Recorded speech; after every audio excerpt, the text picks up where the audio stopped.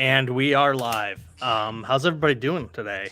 I am here with my friends Kenny, or not Kenny, Kirk and Patty. We are going to discuss the drama with Steven Crowder and the Daily Wire. And then we're going to segue to talk about who fights more, the online left or the online right. Who does more infighting, I should say. You all know me, Steve, and my politics are generally somewhere between neoliberal and libertarian. In general, I don't like most of the people involved in this, I'll say. The online rights, they focus too much on the culture war for my taste. And I know politics is downstream from culture, so it's the most important thing in the world, but I obviously don't accept that myself. They complain too much. They're too religious for my taste. So, and I would say these are the two biggest institutions in the online right, the Daily Wire and Crowder. I don't think that's too far of a stretch, but in general, I don't like them. Even though on paper, I probably agree with them a lot. That said, I also don't think they make a very good case for capitalism. In fact, I think that Steven Crowder has really done damage on that front. And so we'll get to that, though. Kirk, why don't you introduce yourself? Actually, before I do that, Patty, can you please tell me your Twitter handle so I can tag you on Twitter when sharing this thing? Good luck with that. She's banned.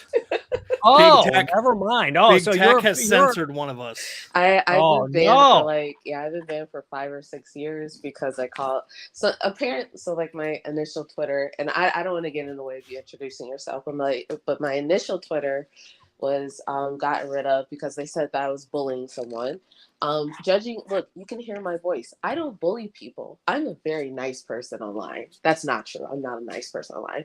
But I they said I was bullying someone because I called them the R word after they called me the N word. So, it is what it is. The one time I got suspended from Twitter was for using the R word. So yeah. That's a big no-no. And then Steve encouraged me. He talked me into making a new account. And so I made a new account, and then maybe a month or 2 months later, I got kicked off again because I was banning. That was at the very beginning of 2020. I remember because I was at the Mall of America for some work thing. Yeah.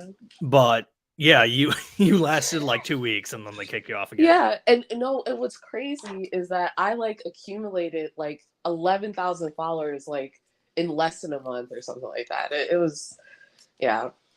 Yeah, you had 3 viral tweets, and you made me feel very bad about myself because I've been plugging away at doing Twitter for years. And yeah, see, you still have you haven't even hit 10,000. Well, I don't even think you've hit 9,000 yet. No, I only have 4K. 4K. Yeah, I don't know. You're not trying hard enough. Apparently not. Yeah. I need more retweets from Nick Adams about how I'm an alpha male. I don't know why you're doing that.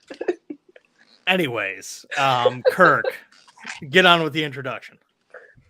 I am Kirk Wilcox. I regard myself as a political comedian and satirist. I'm on YouTube at Kirk Wilcox, Twitter at Kirk Wilcox, Twitch at Kirkomania. And I regard my politics, I am a radical for laissez-faire capitalism. I think that the proper role of government is the protection of individual rights and property rights. Okay. What are your thoughts on Crowder and the Daily Wire, folks? Actually, I have really nothing to add on what you said. I'm kind of in that boat where I don't really have much of a dog in this fight because I did used to have a much higher opinion of both Crowder and the Daily Wire crowd. My opinion on both parties has only declined over the years. I agree that more so with the Daily Wire, some of their talent, notably Michael Knowles and Matt Walsh, they're both theocrats. I think Candace Owens is a total clown show. Yeah, but at the same time, when seeing this dispute, I think they come out looking a lot better. I think Jeremy Boring has handled this a lot more professionally. And I don't know what Steven Crowder is thinking. I have no clue why I think I have some thoughts on why he might be doing this, but it's all speculation, but I'm sure we'll get into that. All right, Patty. Why don't you tell us about yourself? All right. So, hi. My name's Patty. I am a conservative libertarian or libertarian conservative. I don't care which way people flip it. I'm just those two things. According to Scott from Bobby and Liberty, though, I am not a libertarian, just some weird minarchist or whatever. But of course not. There are no true libertarians. No true libertarians. So, yeah, I work in agriculture. I am an agricultural student at Michigan State University. I do a lot of, as the title of agriculturalist implies, I do a lot of like gardening, and I work at a farm. I focus a lot on food politics, and like the issue of subsidies. I'm also someone who says that I'm in the midst of working. I'm like working on 2 different videos, and then like I have to go to work, and there's just so much work having to do with my job that I stopped posting videos for a long time. But I'm working on it. So yeah, I mean that's really all there is to know about me in regards to like YouTube stuff. In regards to Steven Crowder and the rest of the conservatives, I agree with Kirk and Steve about this issue. I used to have really high outlook and perception of conservative media. They had like steeply declined over the years. And, I greatly dislike Candace Owens. I dislike a lot of Black conservatives. The infighting Black conservatism is like crazy. And I dislike a lot of them, probably most of them. And then when it comes to things like the Steven Crowder issue, I think the only thing that I really enjoy about Steven Crowder is the fact that he does the change my mind bits. Other than that, I find him and a lot of other conservative media way too into this culture war thing. Steven Crowder does do a great Cenk Uygur impression. I'll say that much. Oh, that's true. Yeah. That's true. Now his Cenk Uygur video is one of the funniest things he ever did. I also thought it was really ballsy when he dressed up as Bob Ross to draw Muhammad. He's done some really ballsy and funny work over the years. It's been a while. Yeah. Anyway. Let's be real here. The dude likes wearing a dress more than my mother does. So, but that's hey man, that's on him. So obviously I'm sure most of you are familiar with the backstory here, but Steven Crowder's contract with the Blaze expired at some point last year, and he went to test the market and got several offers.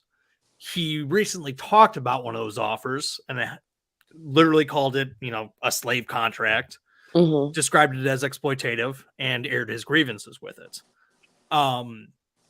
And it turns out that contract, as most people found out basically immediately, could only be from a few different people, was from the Daily Wire. And then Jeremy Boring responded by going line by line through the contract, explaining their perspective. And I recently rewatched them before we came live here. But I think let's just assume for the moment being that both are coming at this good faith. Some people think that Steven Crowder is doing this as a stunt so that he can be, start his own network and be the last true conservative on the internet. There's might be some evidence to that effect, and we'll come to that later. But just on my rewatch, it seems to me that Jeremy Boring is much more looking at this from a business angle, whereas Steven Crowder is looking at this as a movement thing. Oh, well, we need to stick it to big tech. Except he seems to want to still utilize big tech, but he wants the Daily Wire folks to eat the downside of that. Meaning he can still say what he wants and he'll get paid, but, Jeremy Boring and the rest of the shareholders of the Daily Wire have to eat shit for it. Regardless, they have to take the punch. Whereas Jeremy was like, you need some skin in the game here. We're guaranteeing you a lot of money, but if you get kicked off of Spotify or iTunes or Facebook or whatever, you're going to lose money too. We're going to lose more of the money, but you have skin in the game too. And Steven Crowder seemed to see that as subordinating the contract to big tech and basically instilling big tech's values in the conservative movement itself. And I think he's just being unrealistic. Like, if you want to have a media company, you're going to have to use big tech, and they can do this. Basically, a lot of people can do this thing where, hey, this part is on, most of our shows on big tech, but you have to come behind our paywall for premium content. That seems to be the model. And I guess Steven Crowder doesn't think that's sufficient. I don't know. Kirk, what do you think? I do want to first off say, because a lot of people will pivot to this, and it's a point I actually agree with, and that is to the extent that Crowder turned down $50+ million because he is concerned potentially about the compromise of his creative efforts and his comedy and his commentary. I will not fault him for that. I think that's admirable. I'm not going to dunk on him for that or call him stupid for turning down millions of dollars. That's an issue of integrity versus, whether or not you want to put a price on that. I know he's kind of mentioned that. A lot of people are really emphasizing that. And if to the extent that that's true, I won't fault Crowder for making that decision. But yeah, I think he's really emphasizing the whole conservative movement, and he's kind of as far as I can tell, it seems like he's looking for a cross to die on, and he's also using this as a selling point to his audience. He's telling people, yeah, sign up to Mug Club so that we can really build this as a media network, so I can offer more fair contracts. So when you subscribe to Mug Club, this is part of the conservative movement. Yeah, those Daily Wire guys. Meanwhile, as you said, he's kind of hating on Daily Wire for not making sacrifices enough for the conservative movement, telling them that, like, oh, if you can't afford to take these hits, if say YouTube or Spotify or Apple or whatever loses revenue, then you need to change your business model. I think this is kind of similar with how you see people on the left whenever they say that we need to raise the minimum wage. And if your business cannot afford to pay a living wage, then it should not be allowed to exist, or you need to change your business model. You should be the one to make sacrifices. That's kind of like what Crowder is telling the Daily Wire. You need to change your business model for the sake of the conservative movement.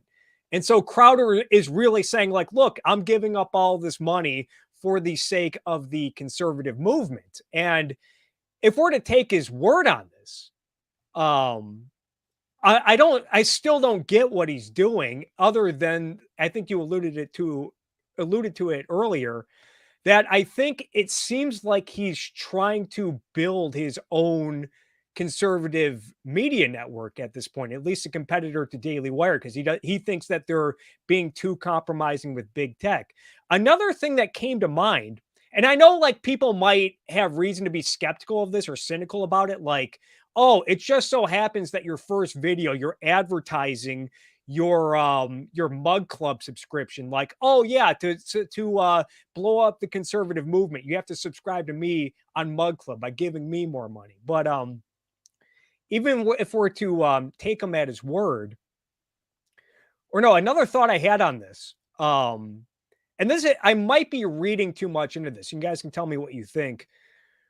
The conservative movement in the Republican Party might be reaching a crossroads here pretty soon. That crossroads is the Donald Trump versus Ron DeSantis primary.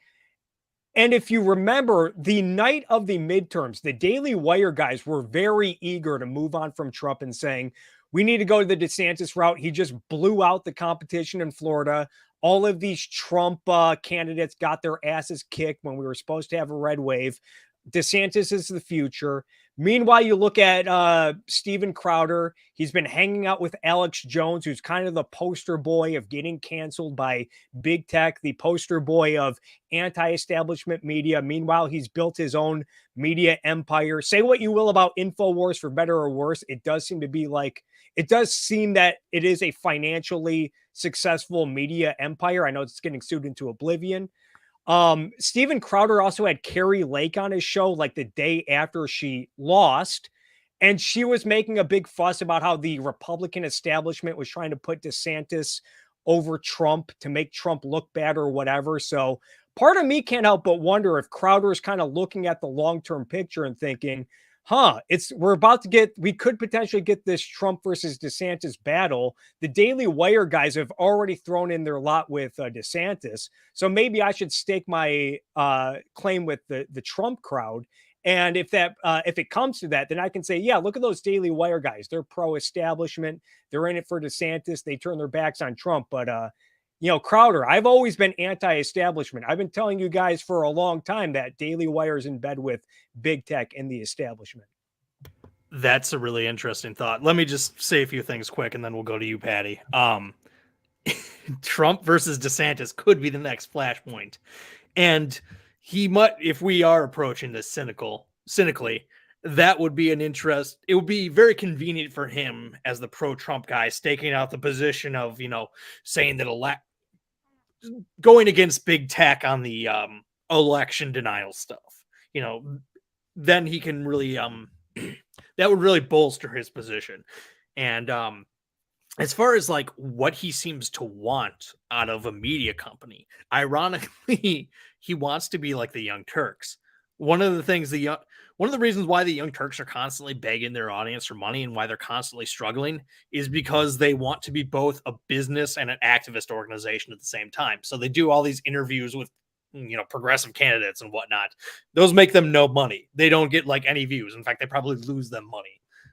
Whereas, the stories about Kim Kardashian's camel toe is what people click on. Obviously, they don't do that type of content anymore, but they did at one point. The more salacious stuff is what people click on. But the progressive activism stuff is actually costing them a lot. And the fact that they are committed to doing that is one of the reasons why they're struggling so much. As far as like walking away from a contract, that's fine. If he doesn't think it's worth it for whatever reason, he doesn't think they're giving him enough money. He thinks they're too subordinate to big tech. That's perfectly fine. No one's going to fault him for walking away from a deal that he doesn't, for whatever reason, he doesn't think is good.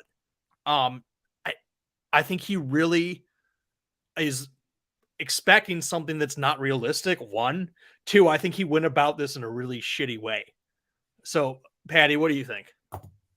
So I definitely agree with 2 things. So I agree with Kirk that I do think that Crowder is attempting to die on a cross. I also agree very much with you, Steve, about the fact that this is not like this is not enslavement. This is a choice that he is choosing to make. Enslavement would be literally not having a choice. But this is a choice that he's willing to make. He's chosen to walk away from a lot of money that most people would have taken literally in a heartbeat. But one of the things that I find, like, when I watched the video of Crowder yesterday, there were moments in which I could definitely see genuine intent about this. And then there were moments where I was like, yeah, like, are you really like plugging your brand right now? Like in the midst of you talking about this kind of serious issue to you? Such as, for example, when he argues that conservatives or the Daily Wire is in bed with Big Con, well, what's the difference between that and the fact that Crowder subsists on YouTube? In order for him to actually make his content, he directly goes to YouTube. He could go anyplace else, but he goes to YouTube because YouTube is the like best viable option for him to make a living doing what I assume he loves and believes is true. What would be the difference between the Daily Wire deciding, making a business model out of, we can't necessarily protect you and lose money ourselves if you get yourself kicked off of such and such platform? I mean, to me, this is no different from Crowder, for example, saying, or Crowder may engage in actions in which, for example, Alex Jones is generally not welcome on YouTube. He wouldn't bring Alex Jones onto his channel because if he did that, he would lose a lot of money. So I find myself genuinely, I find myself sympathizing with Crowder about that contract. I also think he did it he showed the stuff in a very shitty way, but I also find myself like, you are very clearly trying to die on a cross. And not only that, but you are advertising in the midst of you talking about this serious situation. Sure. The martyrdom sells amongst a certain audience. Like, especially, for conservatives, I'm the one who's bold enough to take on big tech, or the deep state. That's the new one, or the groomers. For the left, obviously, they have their different enemies list. Yeah. Also, apparently, I was wrong. Crowder has actually had Alex Jones on his channel. So if I was wrong about that, then I was wrong. He's had him multiple times. He was in one of those Young Turks goofy videos where he made fun of him. And someone pointed out in the chat, and I forgot to mention it, but Crowder kept stressing that it's not about the money, but he never refuted Jeremy Boring's claim that Crowder countered with $30 million a year, $120 million total. And it's like, if it was never about the money, then why did you counter? Or is Jeremy Boring making that up? In which case, why should I believe whatever Jeremy Boring says? Right. As far as the money goes, let's just be clear here. It was $50 million for 4 years. Yeah. And there was like a potential to extend it at that same rate, I believe. And yes, I believe we're all aware that not every penny of that goes into his pocket. Obviously he has to pay taxes. Presumably he has to pay his agent, though his agent is his dad. So I don't know what the arrangement is there. And then he was also in charge of his production costs. So like he would have to pay the people. I don't know. I guess he's got like 25 to 30 employees. So obviously that's a good chunk of change, even if presumably he's going to play the market rates, but still, like, if you look at the take home pay, that's going to be a lot of money. That's by most people's standards.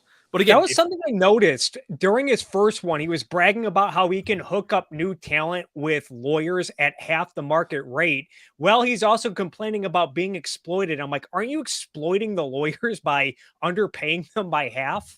Well, it's not just that, right? Like, in the first video that he made, there was an implication that he may not be able to continue his content. Like, there was an implication within those videos that there was some financial means that was possibly preventing him from engaging in more content on his channel. And I was like, for the life of me, trying to figure out, well, what exactly does he mean? Because I'm pretty sure this guy is not poor. Like, he is not financially suffering. So the fact that he walked away from $50 million tells me that there is something genuine going on. But then he says some other stuff, and it makes me think, okay, yeah, like, you are obviously like monetizing off of the martyrdom. Yeah, it's interesting because he, according to Jeremy Boring, he doesn't know how many like Mug Club subscribers he has, because apparently the Blaze keeps those numbers. Right. Which he must still be under under contract with Blaze or something. I don't know. I think he's out of that now, so he probably knows now. He didn't know at the time. But obviously, I don't know how much of Mug Club membership is. It's probably like $5 a month or something like that. Yeah. But I remember when he got demonetized off of YouTube, he just got a surge in his Mug Club subscribers. And obviously, some people are going to drop off over time, but he's still, it's very difficult to imagine him not be doing pretty well. And he makes money off of Rumble, obviously. I don't know if he has an exclusive deal with, or obviously not an exclusive deal because it's on YouTube, but presumably he has some sort of deal with them. I don't know that for sure, but he didn't strike me as a guy who's struggling. He said he could walk away from a deal of this magnitude. So yeah, it's more about the principle for him, which I'm always skeptical of these people who are really setting themselves up for martyrdom, as Kirk likes to say. Yeah. You're good. Kirk. I was just going to mention, people in the chat keep bringing up the fact that Crowder called this like slave wages, an exploitative contract. And if you watch the left's reaction to this, they are having a field day talking about how stupid Crowder sounds, because this guy has been claiming to defend capitalism from like a quote unquote free market libertarian perspective about, voluntary transactions. And if you engage in a contractual agreement, it's not force. And here he's calling this $50 million offer exploitative. He's used words like wage slavery and how it would be him enslaving himself, and how he doesn't want to see other creators get enslave themselves to like to big conservative or whatever. And yeah, and then he also talks about the conservative movement. And I'm over here thinking, as a radical for capitalism, is the conservative movement about capitalism if he is also going to give, pave the way for the left to really come in and say, oh, yeah, we agree. Entering into a contract with an employer, it is exploitative. It is no different than slavery, as people like Richard Wolff and Noam Chomsky and Secular Talk often like to say. And I mean, hopefully Crowder addresses them, because I mean, like, as usual, I think that these like internet leftists were like just hounding on this are probably like they're being pretty fucking dishonest. Like, Crowder's not complaining about the fact that people enter into contracts, right? Like, it's not entering into contracts to him that is like exploitive or is like slavery. To Crowder, however, and I think Crowder's wrong in this. I don't think that this would be enslavement, but like, to Crowder, for a conservative media company to do things like say, if you get kicked off YouTube and Facebook, we're going to penalize you and take money out of your pocket. To Crowder, that seems to him like just a violation of everything that a lot of conservatives have been standing on about like social media and the relationship that conservatives have with social media. I'm not too sure why leftists are saying stuff like that. It seems more like they're just being intellectually dishonest. Yeah, I was obviously Sam Cedar has been dunking on this, which is his prerogative. We're talking about it here. It generates clicks. That's fine. But of course, they immediately went to, oh, this is capitalism. This is the system you want. You said you could never have an exploitative contract. It's like every capitalist knows that fraud exists. Right. Like, we all know that there are ways people can get ripped off. No one has ever said, I mean, I'm sure somebody has. But nobody I know has taken the position that no contract could ever be exploitative. Like, of course there are exploitative contracts. We obviously, we capitalists put more onus on the consumer and the people in the contract, but obviously we still accept that people can be dishonest about things and commit fraud. And that's one of the few things I think the government should intervene on. If somebody is committing fraud, they should be prosecuted. But yeah, I don't think he is, by talking about it the way he is, I don't think Steven Crowder is helping make the case for capitalism. Yeah, I don't think so either. Like, it's just abundant. It can be absolutely stated, that a work contract is unfair, or that they don't like the terms of a work contract, while also saying, but like, as to whether you enter into this work contract is totally up to you. It is a choice to do so. And for me, like, having a moral conversation about, is it still exploitive if you have a choice like that? I'm not sure necessarily that it is, but for example, I'm just going to point out like this person in the chat, their name's like Proletariat 1966 or something like that. It's a very strange name, sir. Kind of sus, but like, no, dude, like, work contracts aren't just inherently exploitive. Go get a job. Go get a job where he can get robbed all the time and not paid what he's worth, is what you're saying? Jeez. Look, I'm sorry. Look, like I said, I'm a mean person on the internet. I tell people. Look, it stops being exploitation once the majority of the workers vote on it. Yeah. If the majority of the workers vote to fire Patty because she's black, that's democracy. It can't be authoritarianism. So the majority is never wrong. No. Well, look, you know what? If they want to fire me, I'm just going to consider it like being emancipated at that point.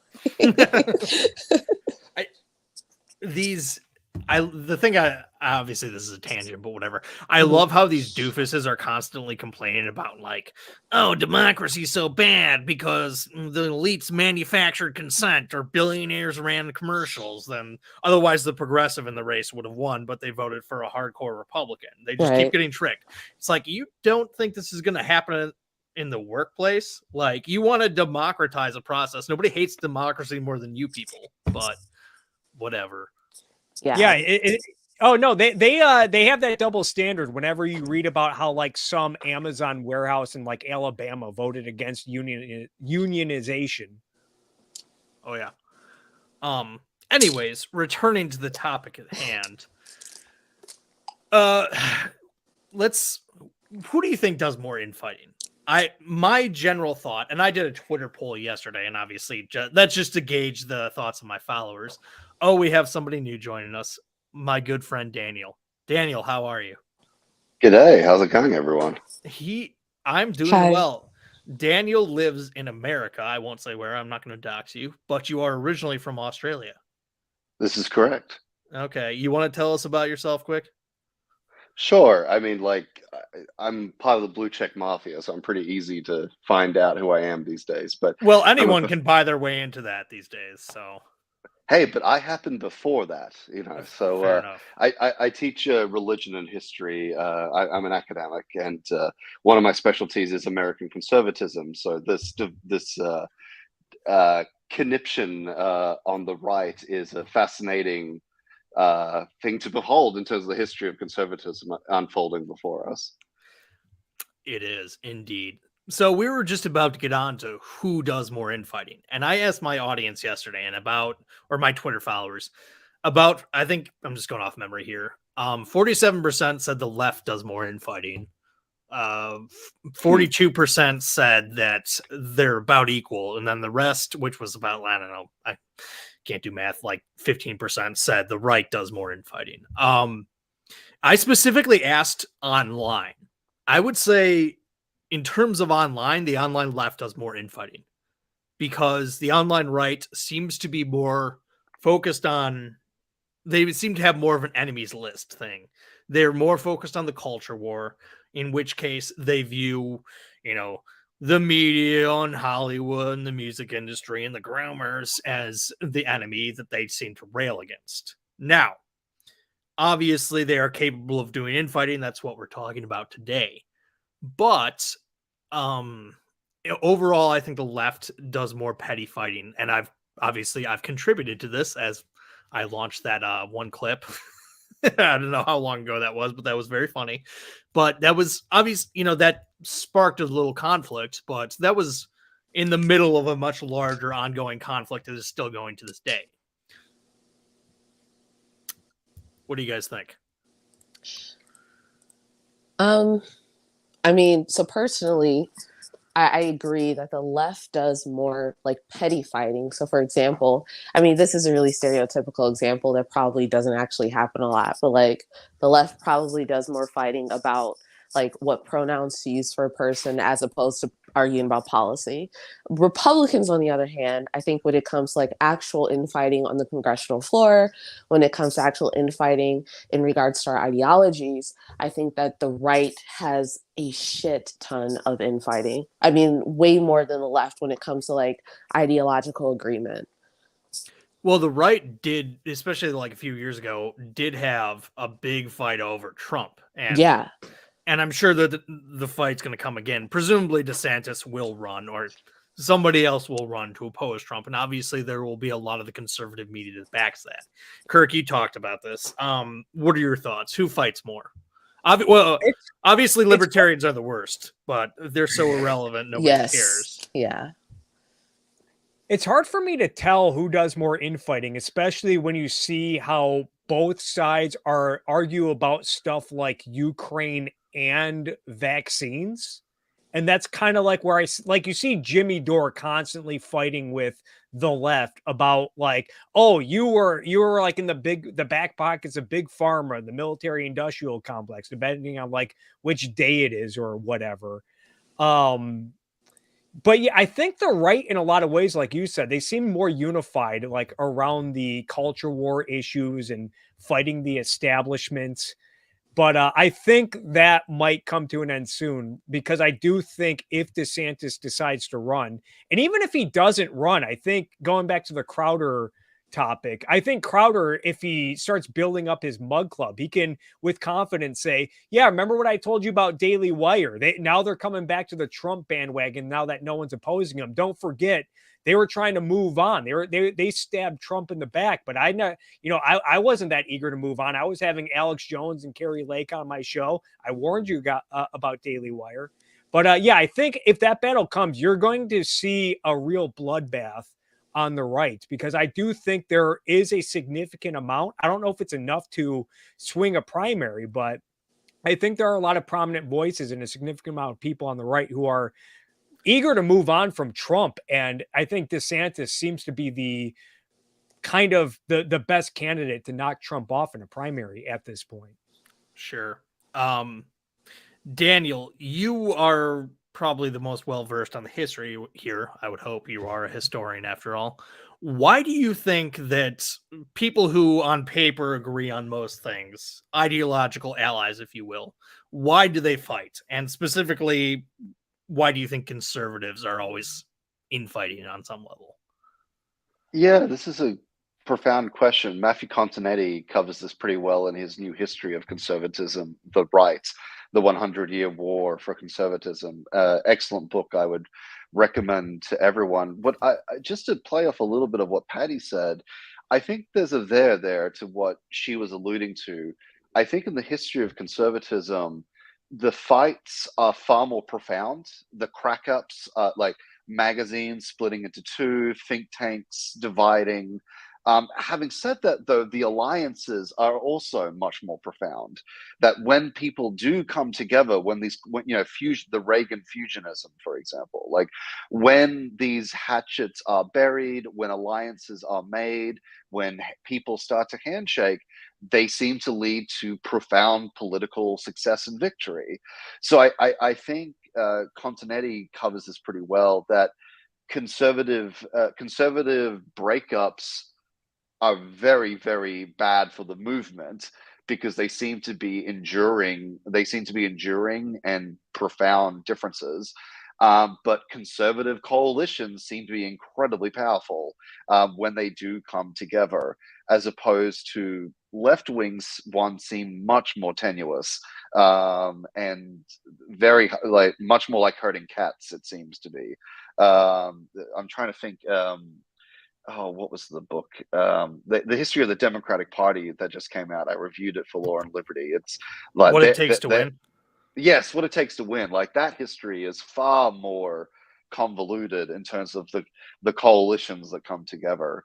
To your question of like why do people fight? I guess I think there's just always these first principles things focusing with one another, and with if you look at the Reagan coalition, like despite the right's many differences, anti-communism, free market economics, and a sort of faith and family priorities were able to coalesce around one another. And despite people's differences on all sorts of other different foreign policy, domestic policy, the particularly anti-communism, like that was able to rise to the forefront and basically create strange bedfellows. But then once Reagan dies, it's fascinating how quickly that alliance disintegrates. You know what just came to mind, and I'm starting to think maybe the left infights more is think about what's been going on Twitter the last year, and you think about how people like Elon Musk and Matt Taibbi and Mike Schellenberger and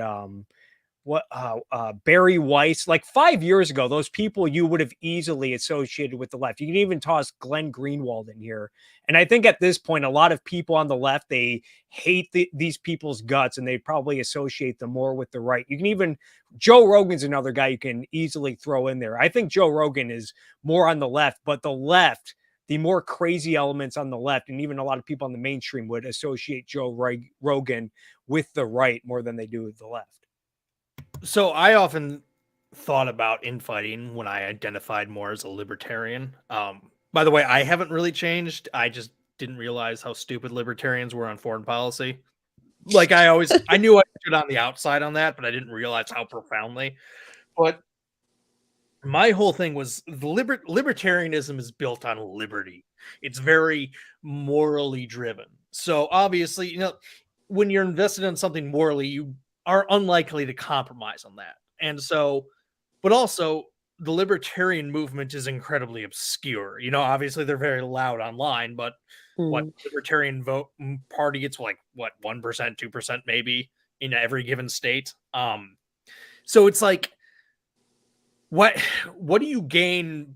You can actually gain a lot within that movement, parochial as it is, by tearing down people who are presumably your fellow travelers, like the von Mises caucus. Nobody gives a shit about them.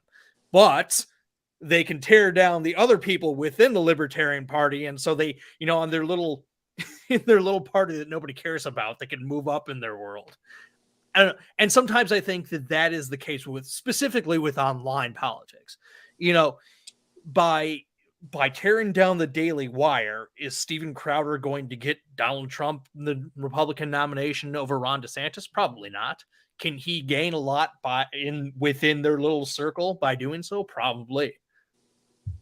I think this is where Kirk is. Oh, I'm sorry, Patty. Oh, it's okay. I was just going to say that one of the things that I thought was really interesting mentioned here is actually what you said, Daniel, was that you mentioned the fact that when the right agrees about something and gets together about something, there's obvious and profound attention on the fact that they've gotten together about something. And I think a lot of it has to do with the fact that, like, for example, when we mention libertarians, we're talking about a broad spectrum of people with broad ideas, some of them straight up fantasy ideas, with everyone has an idea about how the NAP should work. Everyone has an idea about what morality looks like. And for the most part, a lot of that happens within Republican circles, because within Republican circles, you have this broad spectrum of people as opposed to more left-leaning people. I really don't think that there's as much broad categorization for people among the left. And most people in Congress who are Democrats agree with some very main and important things, such as LGBT rights, civil rights associated with racial discrimination. They agree about welfare. I don't think I really see that amount of cohesion amongst the right. I see people on the right who have different ideas about what actually abortion should cover, if abortion should exist at all. Most right wingers aren't even going to hold that abortion should be completely abolished. I see, for example, many Republicans who still believe that marriage should only be decided by a religious institution. And there are many Republicans who are just fine with gay marriage existing. They just want their schools left alone. So I think what you mentioned is extremely important to the conversation about infighting, because it is true that when Republicans get together, there's profound attention on that. Speaking of Republicans coming together, we have been joined by another person, Mr. Actual Justice Warrior Sean Fitzgerald, is back from where he was and is here on our call. Sean, how you doing? Can you guys? We just briefly heard you, then you fell out. They got him. The Fed got him. Can you guys hear me? There you are. We thought Yes. Big Tech had censored you. Sean, say hello to everyone. Big Tech got him. I think he's driving. Yeah, he might be in a cab or something. I don't know. We'll see if we can get Sean back. He's got the link. Anyways, I just wanted to compliment Kirk's point, because I personally think you're onto something, Kirk, because ever since the 2020 election, like, Crowder has been playing footsies with election denialism, many special videos about voter suppression, supposedly. His interviews with Jones, like, he had interviewed Jones previously, but he has done a blitz of interviews with him over the last year, like, much more than before. I think, he encouraged Kerry Lake not to concede the election. So I think you're right that he is probably potentially setting up to make a play for that crowd.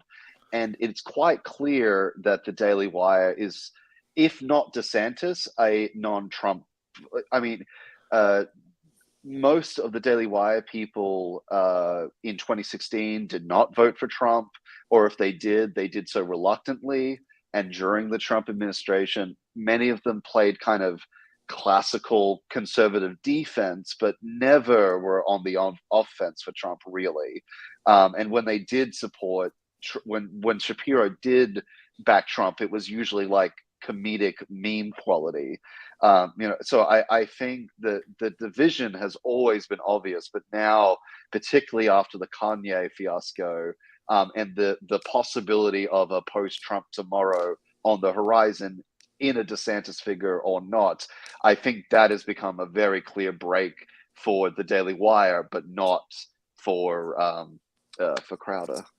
You know, How potentially another much flash. you want to bet that people, the Trump crowd, are going to start using DeSantis wire as a pejorative to call Daily? Oh my gosh, it would be hilarious. You know, it's another what's another potential flashpoint is the vaccine, because I know Ben Shapiro at least was pro-vaccine.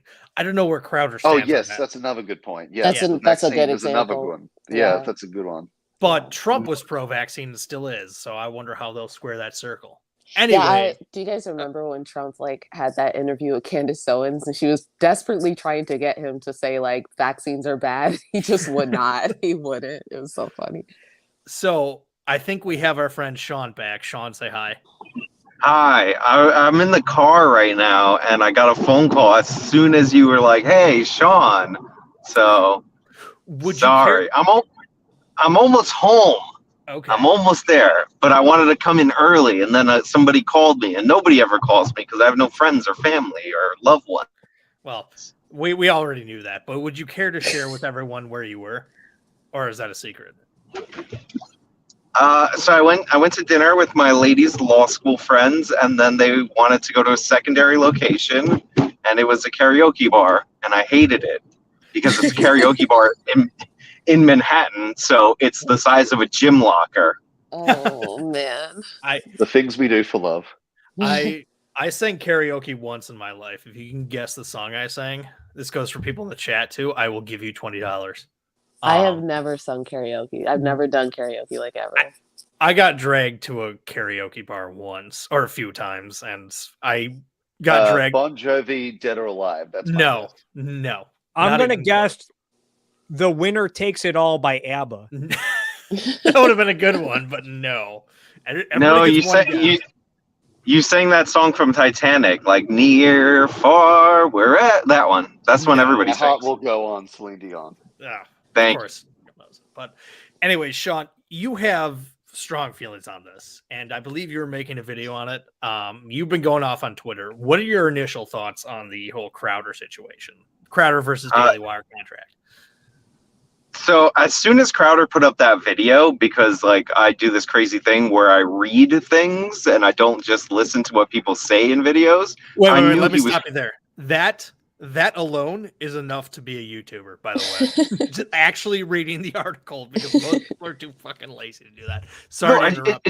Go on. If you just read what Crowder shows on his screen, then he's lying. He said in his video that the Daily Wire wanted control of his social media in perpetuity, and he shows something on the screen that says, and he said specifically, even the ones you built yourself, and then he shows a screen that says for the length of the term. So it's it's little things like that are clearly off from the jump with Crowder's whole setup. Then you have the secret phone call and all of that. Also, it's about money. I think the biggest thing that I get angry about on Twitter is people saying Crowder says it's not about money. And it's he counteroffered. And of course it's about money. He thinks he's Candace Owens said he thinks he's Tom Brady. I actually think that's the most brilliant point that Candace Owens has ever made in her life.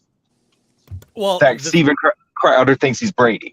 That's actually a bad point, because Tom Brady was famous for taking pay cuts so that the Patriots could sign better guys. He thinks he's an Aaron Rodgers who, messes up in the playoffs every time, yet still demands to be the highest paid quarterback in the NFL.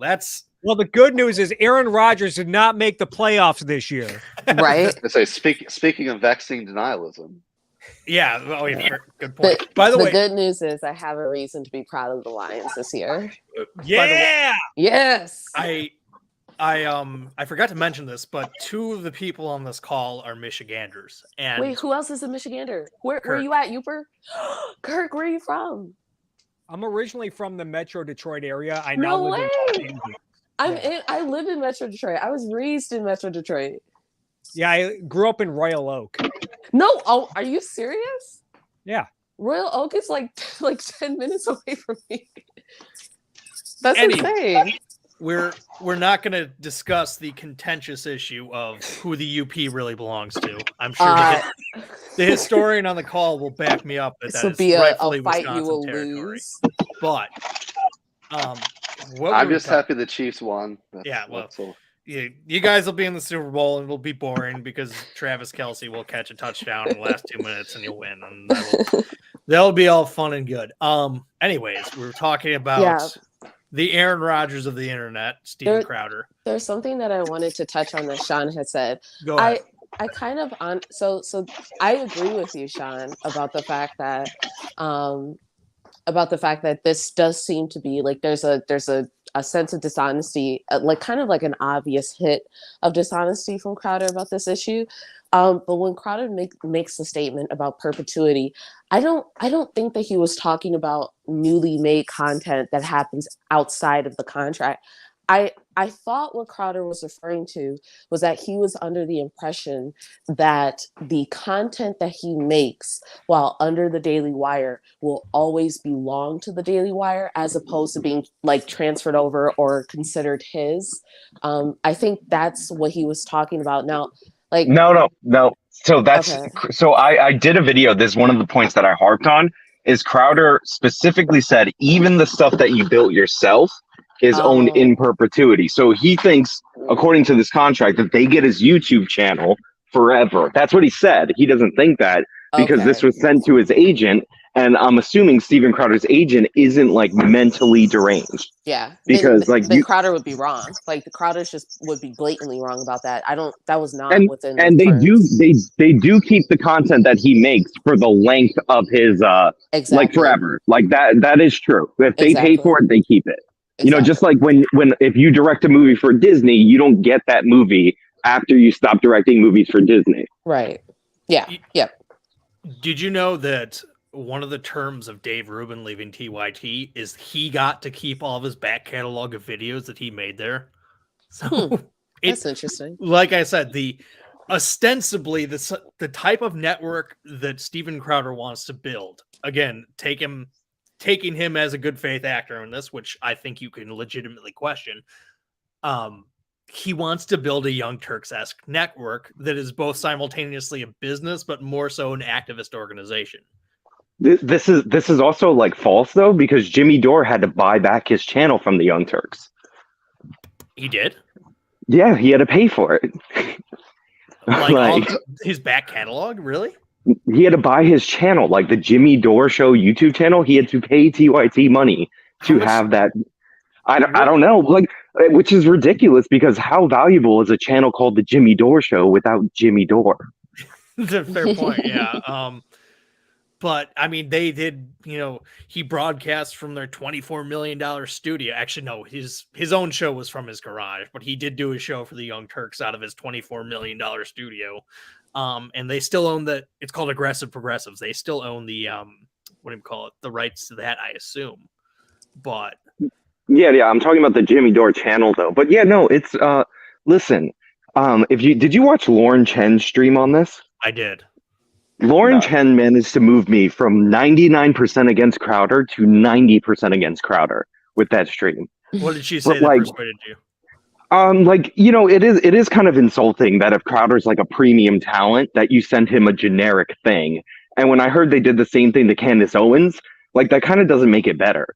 Like if you should know that he's demonetized on YouTube, it was like the biggest news at the time. So why is that in the contract? It shows like a lack of care. Like, so like that's aggravating to Steven's ego. And that's part of what set him off. So that moved me on that. But then Lauren says that he stopped being friends with her when he signed with CRTV, who Steven Crowder signed with, because they gave her a better offer. So it's like, dude, see, like he's all about fostering the future talent. The future talent got a better offer, and he's like, oh well, I disassociate with the future talent. Well, see, that's incredibly ironic because in that video, in the video, I think it was either the second or the first one, like Crowder explicitly complains about the fact that he thinks, well, because it's a generic contract, he believes that contract would affect young people and new people to conservative content or making conservative content he thinks that would just exploit them outright. And I mean, that's ironic to hear that he cut off connection with Lauren because, like, I don't know, because she got the better deal, when he complains about the fact that people like mistreat young people getting into conservative content. There was something else that you mentioned prior to that, and it just went by so fast, but I thought it was an interesting comment. Daniel, you had something to say. Yeah, I have a question for the group. Putting yourself in the position of Daily Wire leadership, and like maybe this is me being too like I find Steven Crowder personally distasteful, and I wouldn't want anything to do with him. And frankly, I have like similar, if not worse, feelings about Candace Owens. But from a purely Machiavellian strategic point of view, I understand why you would court her, even though I find it distasteful. Why make an offer to Crowder? Is it like, I understand that he is a fellow traveler in some respects, but as Kirk and I have sort of alluded to, like, he's become increasingly toxic over the last couple of months, particularly, you know, putting your perspectives with Shapiro and, you know, hosting the anti-Semite stuff with Trump and like Kanye. Like, I part of me is like, why make an offer to Crowder? Like, and then all this happens. I guess I know we're all talking about the blowback or the output, but I guess I'm kind of curious about the OG, the original offer in itself. Like, why hire Crowder? I don't think the Daily Wire has necessarily like shuffled away from hosting anti-Semites. I think that there are probably plenty of anti-Semites that work at the Daily Wire or have like preconceived or stereotypical opinions about Jews at the Daily Wire. I think the main thing is probably the fact that Crowder retains a specific kind of demographic that, like, for example, the Daily Wire kind of tries to pride itself on being on intellectual conservatism. They pride themselves on, like, just, you know, they get into the whole social justice, like, activism about how, I don't know, like CRT bad. But I think for the most part, they really pride themselves on talking about like economics and conservative values and talking about it in an intellectual way. Crowder, I don't believe that Crowder has that audience. Crowder has an audience that like that indulges themselves on comedy, and like some of that comedy is like really ludicrous, like even just painting the other side as like downright evil through that comedy. So I think that might be why they're probably trying to get in contact with that audience. I'm gonna like disagree. I think Crowder's not that different ideologically from them. Like, he may be flirting with like Alex Jones or whatever. I don't buy the anti-Semitism thing like at all for him. But he's like, Crowder's like a traditional like neocon. Like, he makes videos about how marijuana is like super dangerous, and like, you know, interviews some whack job person that gets retweeted by Rick Santorum. Like, you know, like he's not that different from like your Matt Walsh. It's just Matt Walsh doesn't attempt jokes as much. Well, I'm not saying that Crowder himself is like anti-Semitic. I think that Crowder, he probably is more willing to engage with like anti-Semitic jokes, because that's just like, I mean, when you're doing comedy, like you're gonna probably make fun of just about everyone, and you have a good reason to do that in comedy. What I'm specifically referring to when I talk about his audience is I'm talking about an audience that is really into like less so the intellectual sphere of conservatism in regards to his content, and they're really interested in that comedic part of his content. I'm not saying that like Crowder himself is an anti-Semite. To answer your question, Daniel, part of it is I think they definitely feel differently than you. Everything I saw from them is they think very highly of him, and they think he's a great entertainer. And as you know, politics is downstream from culture. So if they win the culture, then all of a sudden we'll be a super conservative country.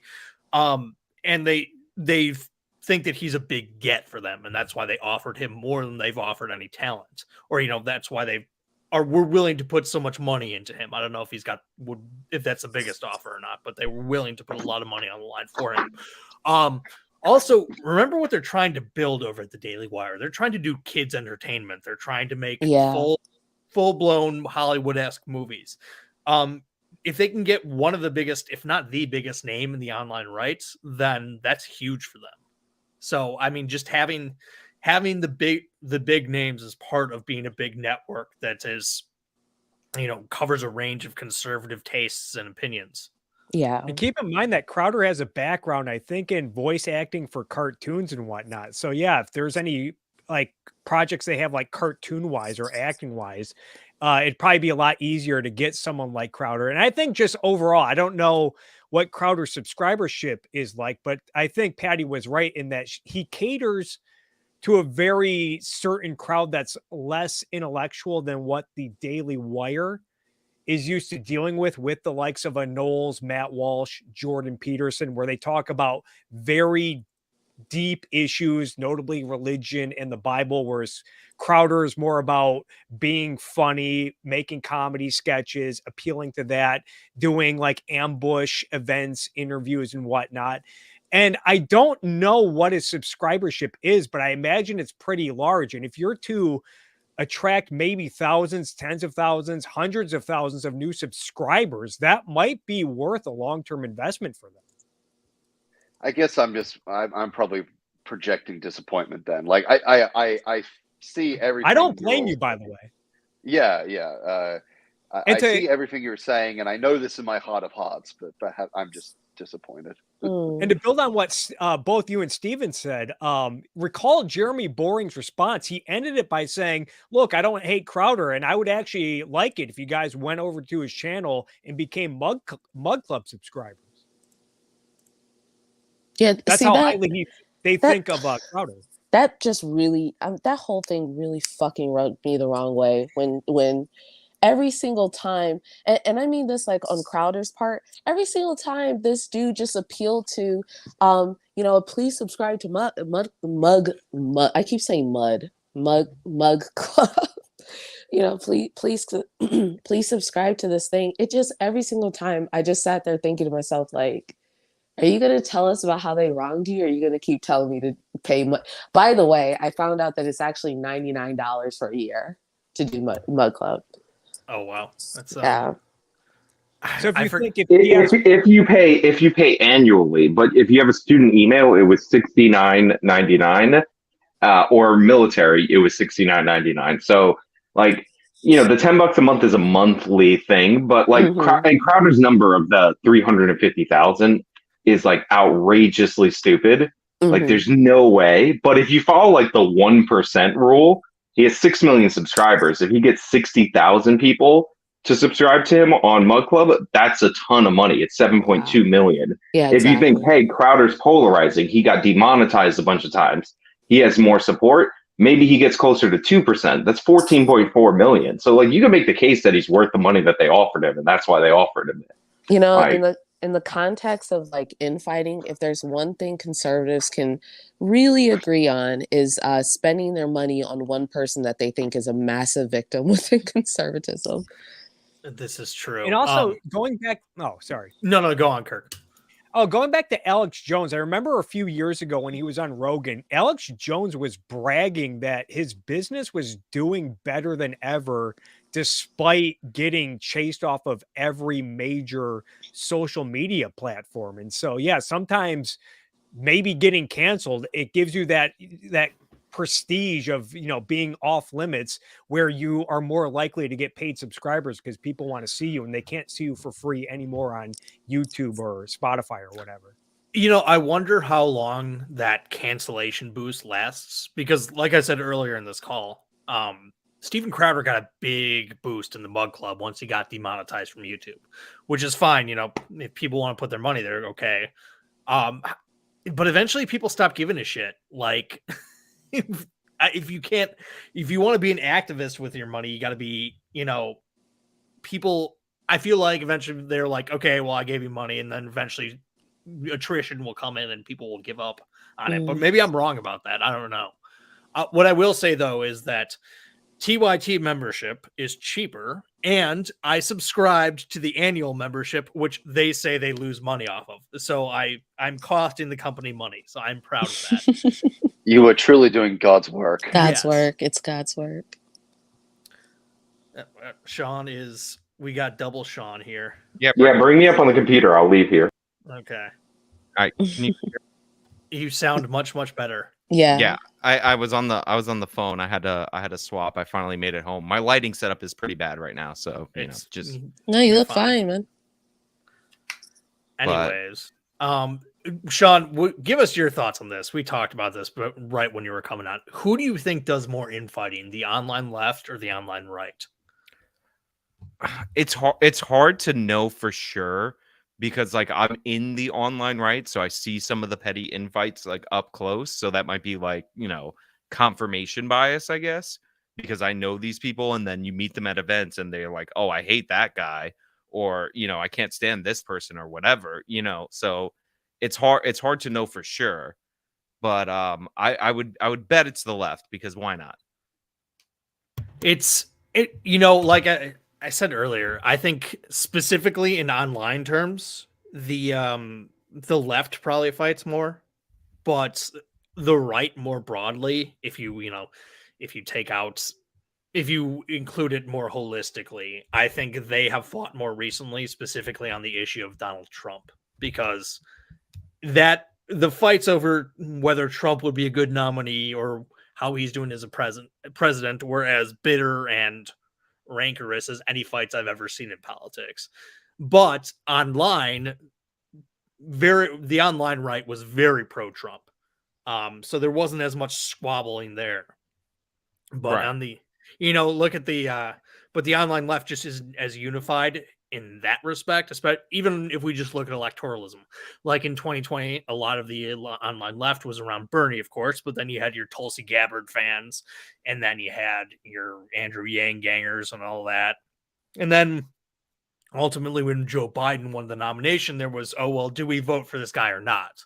So certainly when it comes to electoralism in recent years, the online right seems to have been more unified than the online left.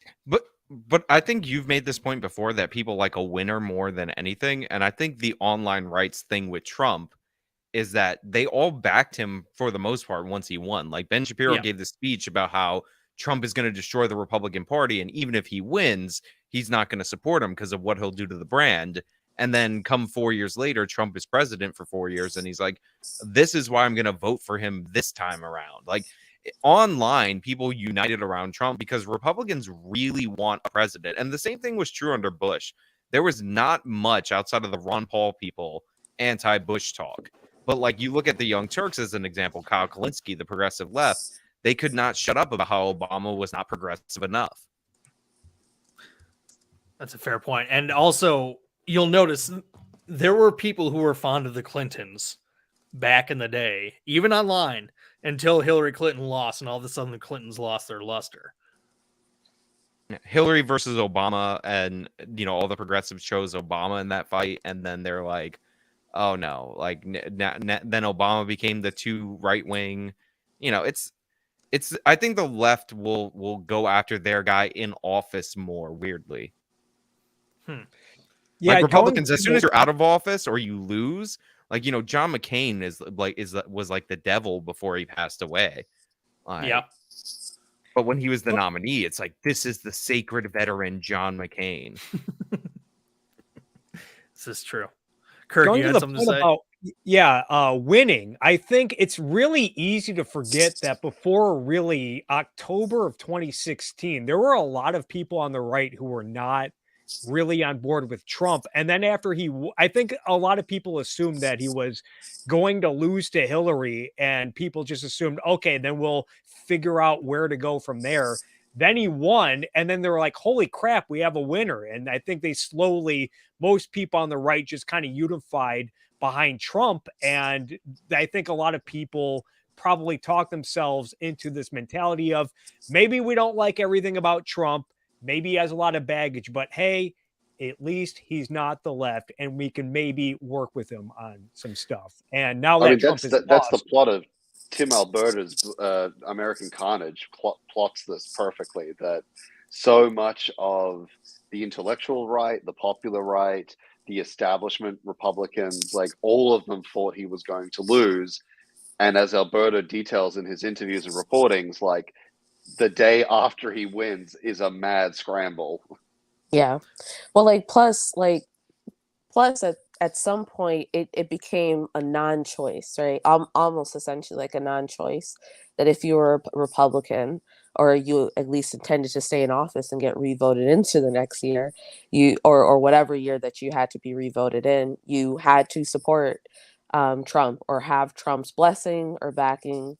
So for a lot of those Republicans, it wasn't even, I mean, it stopped being a choice for them. They either had to do it or they weren't going to be in office their next election.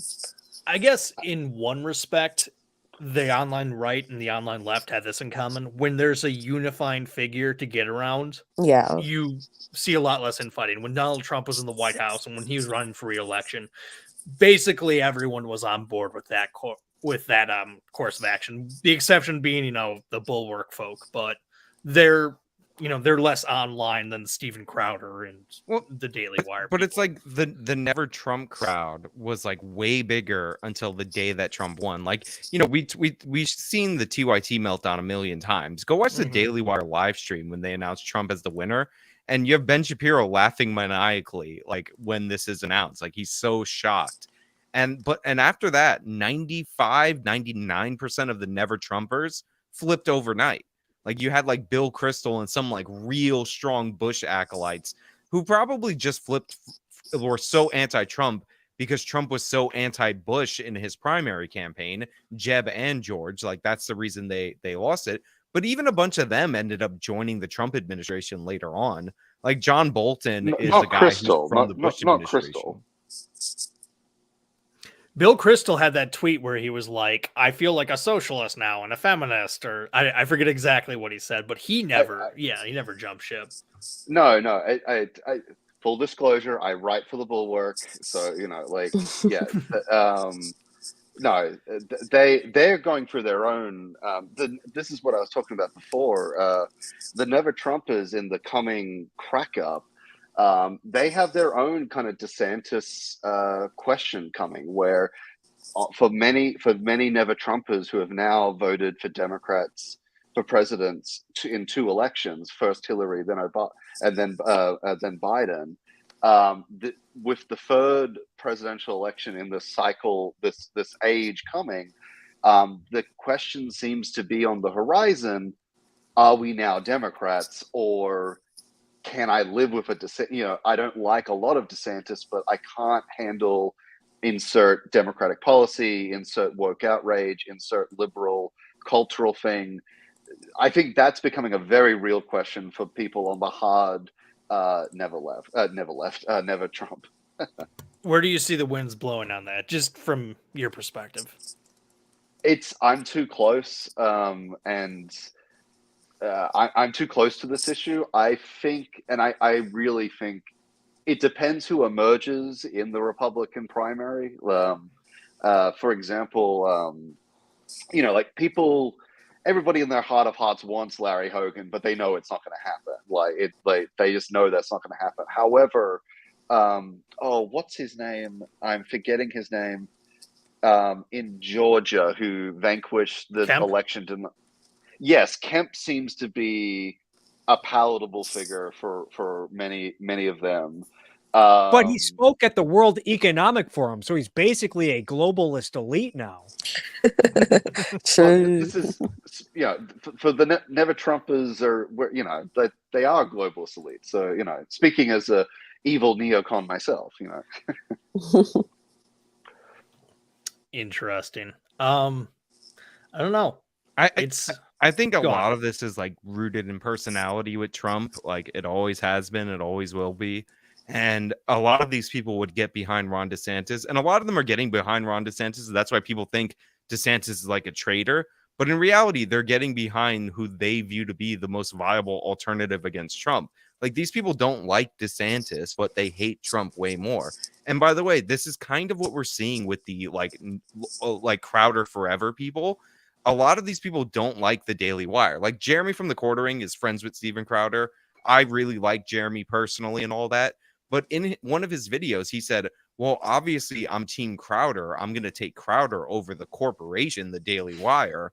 And it's like, but that doesn't tell you who's correct or who's Right. wrong. But it gives you an idea that it's about emotion, not what is actually being said or shown.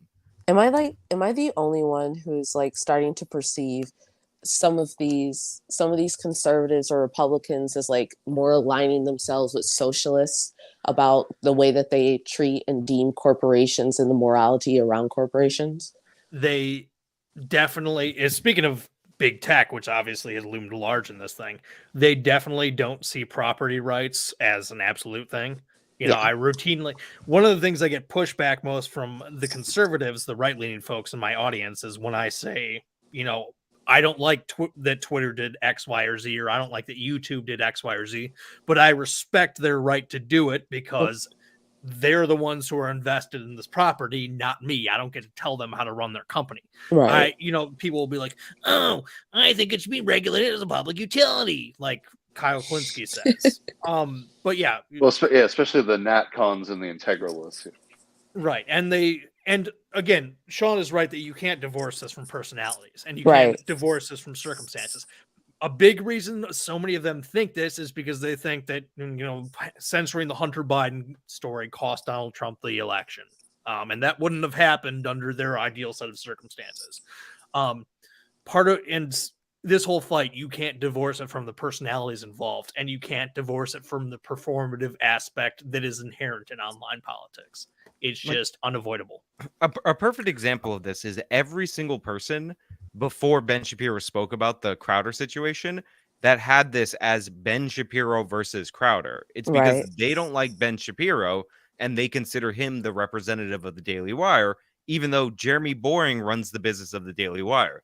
And in fact, since Ben Shapiro acted as an attorney for Steven Crowder in the past, it's actually quite dubious on whether or not he can do things like this, like offer him a contract on the other side. There's like conflict of interest that could, I don't know if Ben Shapiro maintains his legal license. I think Cenk doesn't, which is why Cenk can do all kinds of crazy stuff because he's not actually a lawyer anymore. So like it's anybody who phrases it that way or says, you know, I like Matt Walsh or Andrew Klavan, but like the thing is with the Daily, like that has nothing to do with anything. Like it's a dispute between Daily Wire management represented by Jeremy Boring. There's a contract, there's Crowder's version of events, there's what Crowder said is in the deal, there's what's actually in the deal. They are wildly different, and you're supposed to make your determination on that. But people are like, oh, Crowder got demonetized for calling Carlos Maza like lispy 3 years ago, so therefore he's been oppressed more. And you know, corporation Daily Wire, I don't like them. Ben Shapiro vaccine, like this is the argument that I constantly get. And I know I sound frustrated. This is why my video is 52 minutes long, breaking this down, because it's really annoying. It's 52 minutes and I don't even mention Shapiro. Like, but it's like I have to lay it out in such small, like specific details because people will be like, oh, why are you accusing Crowder of caring about money? It's like everybody cares about money. Oh my God. I pity you in the comment section. You're going to get so much flat. I mean, I think the tide has turned against Steven Crowder. I just took a quick look at the comments and the videos, and it seems like they're not on Team Crowder anyways. But can we talk about his wage slave thing? Did you guys hear? You guys heard? Yes, I think that is just we talked about it like just a minute, but this is another example to me of like this kind of courting. I don't know if like maybe for him he's trying to use this word like ironically or just to be funny, but there are like conservatives or, you know, so-called people who value, you know, business and property. Like there are people who are actually using this word unironically, who are pursuing it in very similar ways that like socialists and communists pursue this word, and it really drives me in. Like I can't express how frustrated it makes me. But like I'm talking about the context of because like the whole thing is like he said wage slave. That's the thing Crowder replays 4 times. Yeah, he does. Video, yeah, right. Yeah. But like, you guys heard what Jeremy Boring said around that? Like, you know, the other parts of the sentence, the context. So, yeah. The thing, first of all, recording somebody's phone call and then playing it publicly is a pretty low thing to do. Just It's fucked. Yeah. all things aside, everyone on this call has my phone number. If you recorded a phone call we had and released it publicly, like Steve sucks because listen to this, that's the end of our friendship. Like Right. that is Exactly. I'm getting a new phone number or I'm blocking you or whatever. If I knew somebody for 10 years, right, and I called them and I'm acting super sanctimonious because I know I'm recording the call and he's speaking very candidly in a way that he might not necessarily speak publicly, and then I hack that up in order to smear him, to drive subscribers away from him and to me, that's a scumbag move. Like that was a horrible thing that Crowder did. But more importantly, what Jeremy Boring said was infinitely defensible in that very clip that Crowder played 4 times. He basically said, look, and Brett Cooper is a perfect example of this. I've never heard of this girl. Nobody has. Like, she didn't exist. I didn't know it Daily was a Wire girl. plucked her out of obscurity. They marketed the hell out of her. And now she's a giant sensation. And even if they didn't pay her the millions that she's now worth, that they built her up into, let's say they paid her $100,000. You know, my first full year on YouTube, I made $4,000 in ad revenue. I would have loved a $100,000 contract from the Daily Wire. Even if she doesn't get to keep any of her work, she doesn't get to make any of the profits from like that they built her brand into. What Jeremy Boring said, and is just infinitely defensible because it's true, is that the moment that contract expires, she's still the one with all the fame. Like, that doesn't go away. The Daily Wire can't take the notoriety back that they helped build up for her. So even if they didn't renegotiate her for a higher pay, which they did, by the way, because they didn't want a Tommy Lahren situation, she's still super famous. Like Tommy Lahren had that whole thing. The Blaze like found some 22-year-old blonde girl that likes to yell at Colin Kaepernick. They put her on for 6,000 videos, and she signed a $13 million contract at Fox News based on that. And she was just flipping out, and she wouldn't want to do her contract for the last 6 months at the Blaze, talking about how they screwed her over. In reality, she's nothing without the Blaze. Who cares about Tommy Lahren if not for the Blaze getting her the production, putting her out on the page for her to yell at Colin Kaepernick 85 times a day? Like, you keep the fame. So it's not a bad deal for the creator. It's like a football player going on his rookie contract. Like, you don't have the talent necessarily, or you have the talent, but you don't necessarily have the skills yet. And you have a low offer.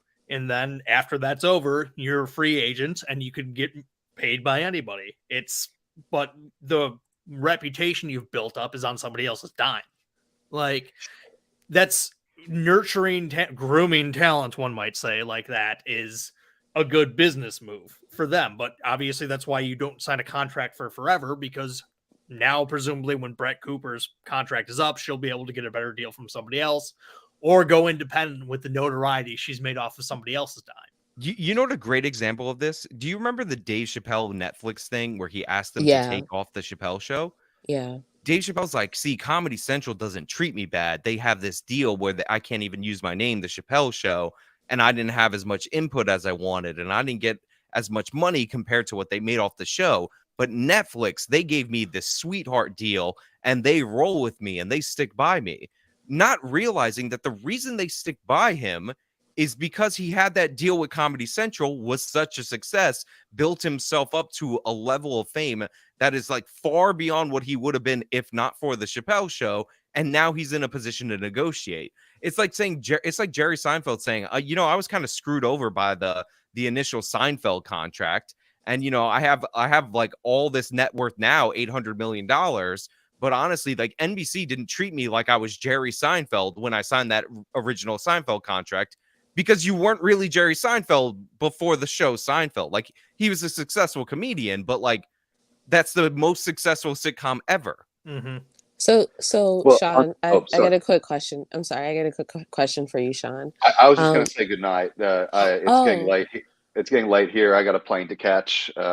Lovely talking to you all. I've watched you all from afar, and I've used my historical usefulness. So keep going, guys, and thanks for having me on again. Before you go, yes.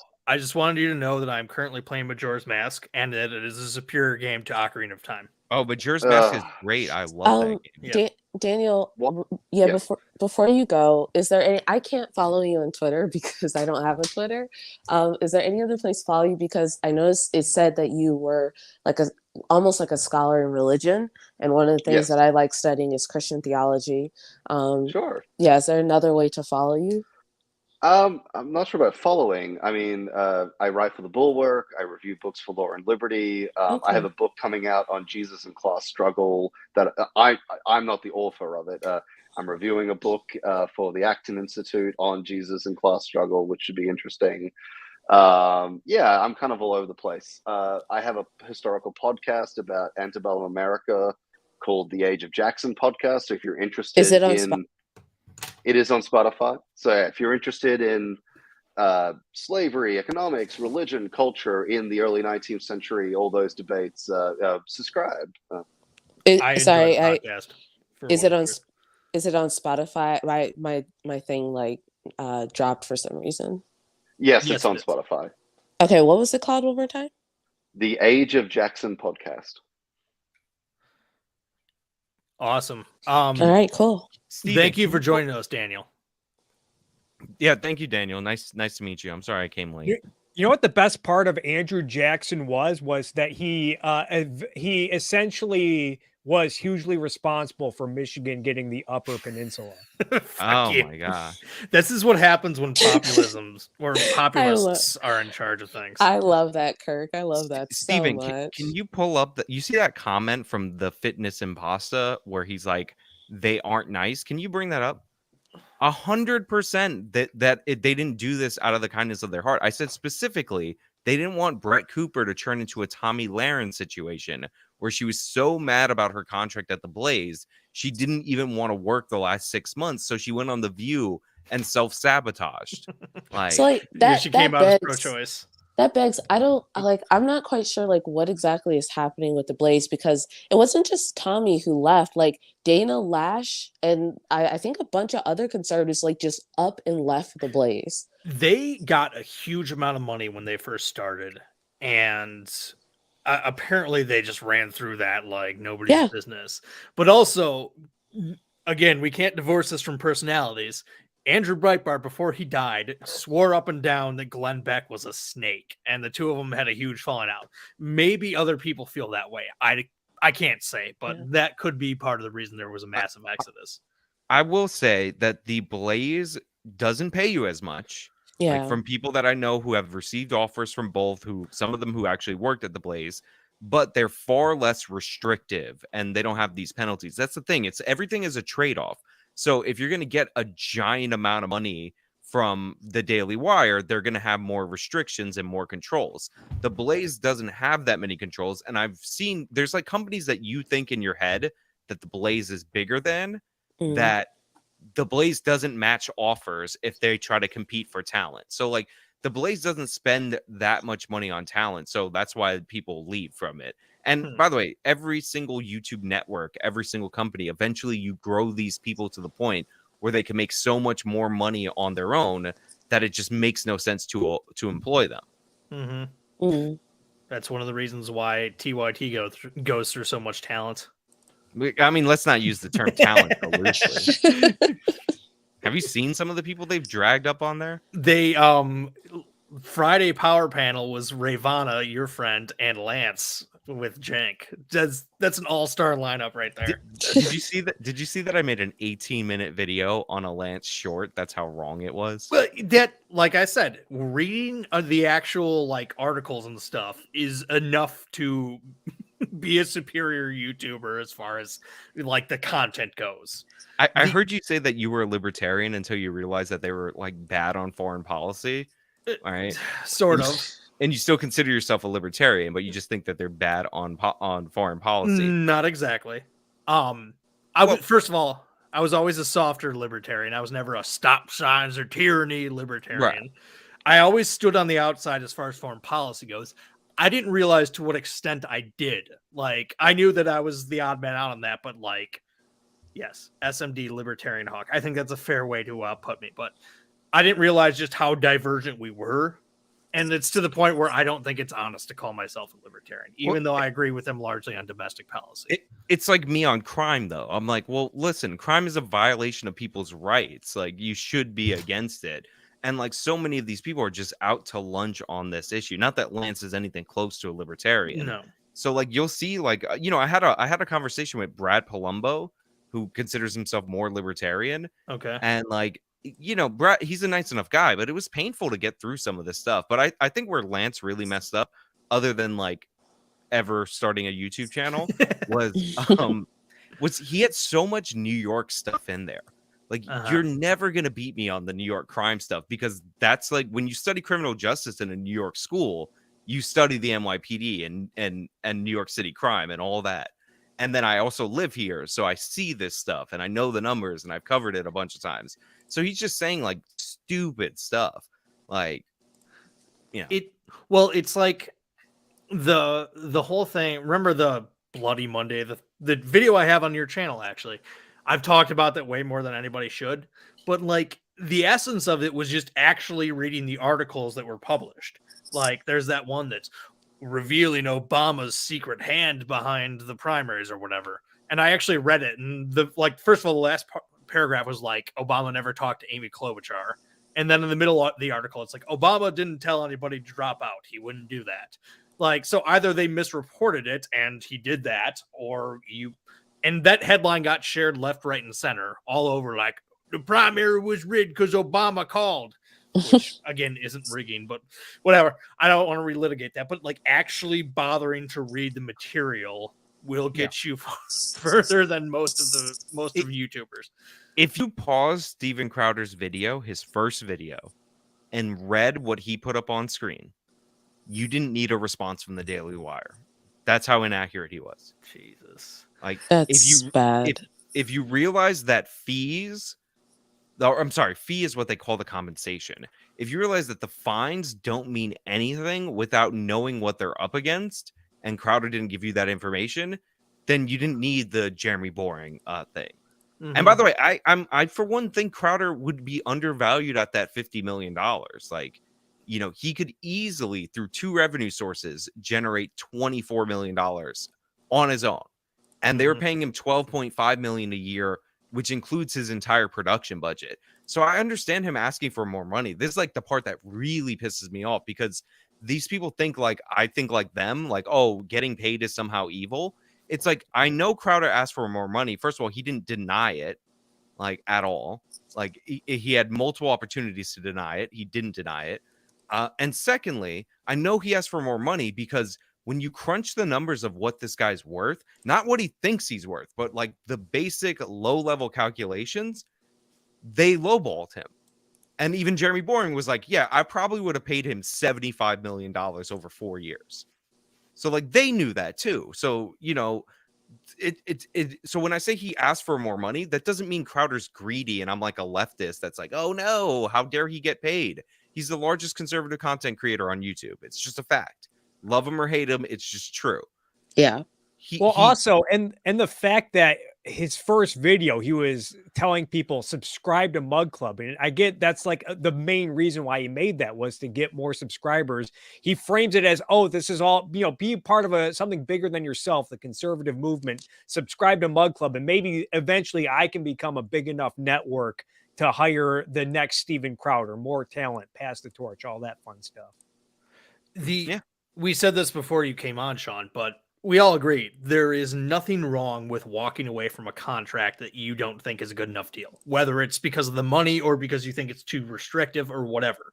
And if it was just that, then this is a non-issue. But Steven Crowder decided to go on this big crusade and pretend to be the only pure one left.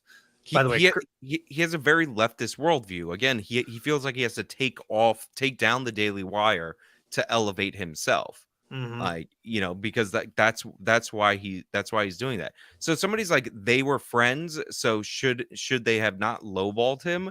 Again, Crowder said, don't call me Jeremy Boring, my friend of 10 years, to discuss contracts or deals or whatever. He said, send an offer through my agent. meaning this is a business transaction. But all of a sudden, Crowder's like, oh no, they hurt my feelings when they conducted this business offer like a business offer. Like, you know, I've heard a bunch of defenses of him, like, oh, he's an emotional guy, he takes business personally and all that. Those aren't like excuses that make it better. Those are more reasons why Crowder's in the wrong, because Jeremy Boring didn't take the shit personal. Like, again, go watch the Lauren Chen stream. She felt like the offer that they gave her was like nothing. So she rejected it immediately. Like it was a disrespectful offer. And by the way, sorry. I've gotten an offer like that where it's like, yeah, come on. Like, that's a third of what I make now. Like, you know, we're never going to get to the point. So I didn't like negotiate. So it happens, right? That's how she felt about that. But the Daily Wire still has her on the shows. They still promote her. She still promotes them and all that, because it's not personal, even though Jeremy Boring was annoyed that she wouldn't come back and renegotiate because they didn't consider it personal. Crowder took it personal. Like, and that's all this is like they hurt his ego. Crowder thinks he's worth $32 million a year. Even more insane, he brought up this 350,000 paid subscribers for $10 a month, which would be $42 million a year. Steven, if you can make that, stop trying to sign with somebody. Don't be an employee. You're going to be richer than all of us. Right. But like, you know, somebody's asking if I'm joining the Daily Wire. No, I never got an offer from them ever. Don't know anybody at the Daily Wire or on Crowder's team. So Sean is basically saying that he sold out to big tech. That's what I heard. That's all I heard. I cut to big tech. Sorry, go on, Patty. Sorry. No, I just think the mention of, like, Sean, when you say that Crowder is basically kind of treating doing business as if someone's like skulking around, like being some sort of like secretive evil person by essentially doing business. That really, like the moment you said that really, to me, for the most part, kind of surrounds the entire feeling of what Crowder's doing. He's treating someone trying to engage in a business practice, which is, like, for the most part, a legitimate business practice, even if there's some things in there that may be perceived as unfair. Like, he's treating just doing business as like getting your hands dirty, as if this thing is them getting their hands dirty by coming to him with a deal. And I find that very, like, when you said that kind of just clicked for me. I find it so weird. Mm-hmm. I have an analogy that I think I'm sorry, not Charlie Kirk. Sorry, Kirk Wilcox will get better than all of us. You guys have seen the movie Straight Outta Compton, right? Mm-hmm. I have not. Yeah. I'm familiar with the premise. Well, so there's a big section in there about how Ice Cube feels like he's being screwed over by the record label, and he won't sign the contract, and he ends up starting his own record label. Yeah. Does anybody know what happened with Ice Cube's record label? Went belly up, didn't it? Yeah, I don't think he. I don't know if it went. I don't know if it went bankrupt, but here's what I do know: he got sued a bunch of times because all those costs, like paying vendors and all this stuff that you pay before the artist, he wasn't paying them. So all those fake costs that were taking money away from the rappers, the people who make the music, were real costs, and you can go look up the lawsuits. Like, so Ice Cube is portrayed as a hero in this movie, which, by the way, is one of the reasons instinctually so many people wanted to be on Crowder's side, because he's the face, he's the artist, he's the underdog.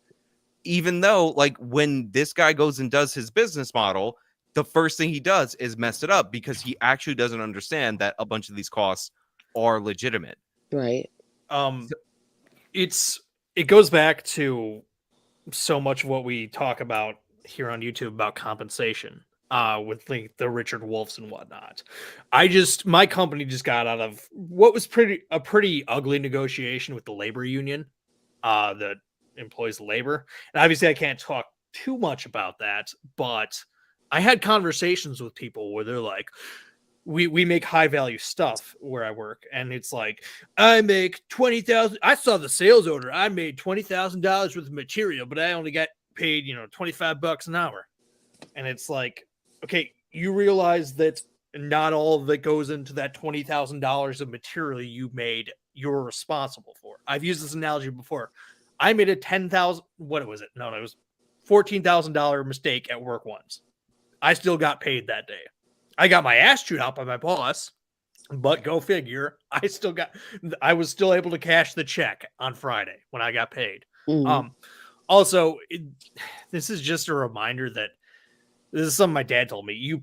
It's a really bad idea to mix business with friendship because things like this can happen all the time. My dad had to fire his best friend once, and it was like the worst experience of his life. And so it's, it probably hasn't helped that, oh, well, they're all friends with Steven Crowder. That may have complicated things. Yeah.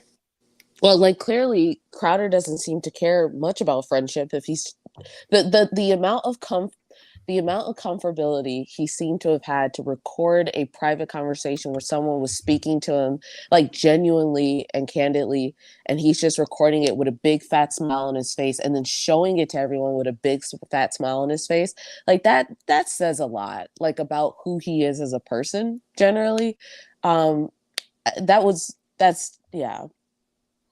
Yeah, who's going to want to deal with them professionally after that, which you can maybe Right. say kind of strengthens the theory that he's ultimately trying to build a new media empire and take on the mantle of, hey, I'm the real voice of conservatism, not those DeSantis wire frauds.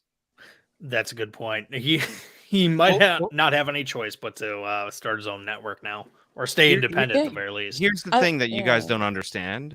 It's not about business. It's about conservatism as a movement. It's not about me.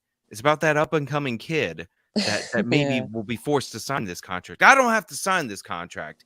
It's about these kids that might have to sign them. It's about these kids that like later when they get better contracts than me, I'm gonna cut off all contact and talk shit about them in the background. And then record their phone calls. And then record their phone calls. When we were talking about Glenn Beck, he like a decade and a half ago, he was like the superstar face of like the Tea Party, the conservative movement. He tried to spin that into a media empire. Doesn't seem to be working out that. I mean, it might be, but not as well as he hoped. And if people like Steven Crowder are leaving the Blaze and trying to create, maybe that should be, maybe if anything, that should be a cautionary tale for someone like Crowder. That's a great point. Glenn Beck was huge. Yeah. 2009, when Barack Obama was first elected, Glenn Beck was writing on the chalkboard and getting massive ratings, being the keynote speaker at CPAC. But Fox News hated him because he was fucking crazy, and they eventually cut ties with him. And now he's running this, internet company that nearly went bust. Before you push on, let me just read his super chat here. Fat Brown Buffalo, well, Jank Huber's watching us. Thanks, Jank. Wrote for a $5 super chat. Thank you. Crowder appeared on Daily Wire election night coverage during the midst of it, and it looks like he subtly flips off boring a few times when boring speaks. I'm gonna have to watch that. Thank you, Fat Brown Buffalo. I'll have to check that out. But I was gonna say about Glenn, he was running the Blaze like at a loss for a long period of time, and then they got bought by CRTV that just kept the name The Blaze, the billionaire that runs that, and he's been running Blaze profitably. So so he really did do a turnaround in conservative media because a bunch of these media outlets are just not profitable. And the reason Fox hated Glenn Beck wasn't because he was crazy. The reason Fox hated Glenn Beck is because advertisers would get pulled from the Glenn Beck show, but Glenn Beck was like selling and hawking his own stuff and making a killing on top of his cushy gig at Fox News. So he's like losing them money. They're paying him through the nose, and he's shilling his own products that are just doing, that are doing him like great financial gain. Because Glenn Beck is, he's a very wealthy guy. Glenn Beck, he shows up to the Blaze. I've been to their studios in an SUV that's like designed for the president with the bulletproof glass and like that whole thing. Wow. He spent like hundreds of thousands of dollars tricking it out because, the guy has just a ton of money. Like Glenn somehow has it arranged where he owns the studio and he leases it to the Blaze. So they pay him for the studio that they use for this. So, this is a guy that is, and it's a big studio and it's in Texas and all that. So I get it. So this is a guy who was, who knows how to make himself money. And he looks like Colonel Sanders. So obviously he's making a lot of money off of chicken.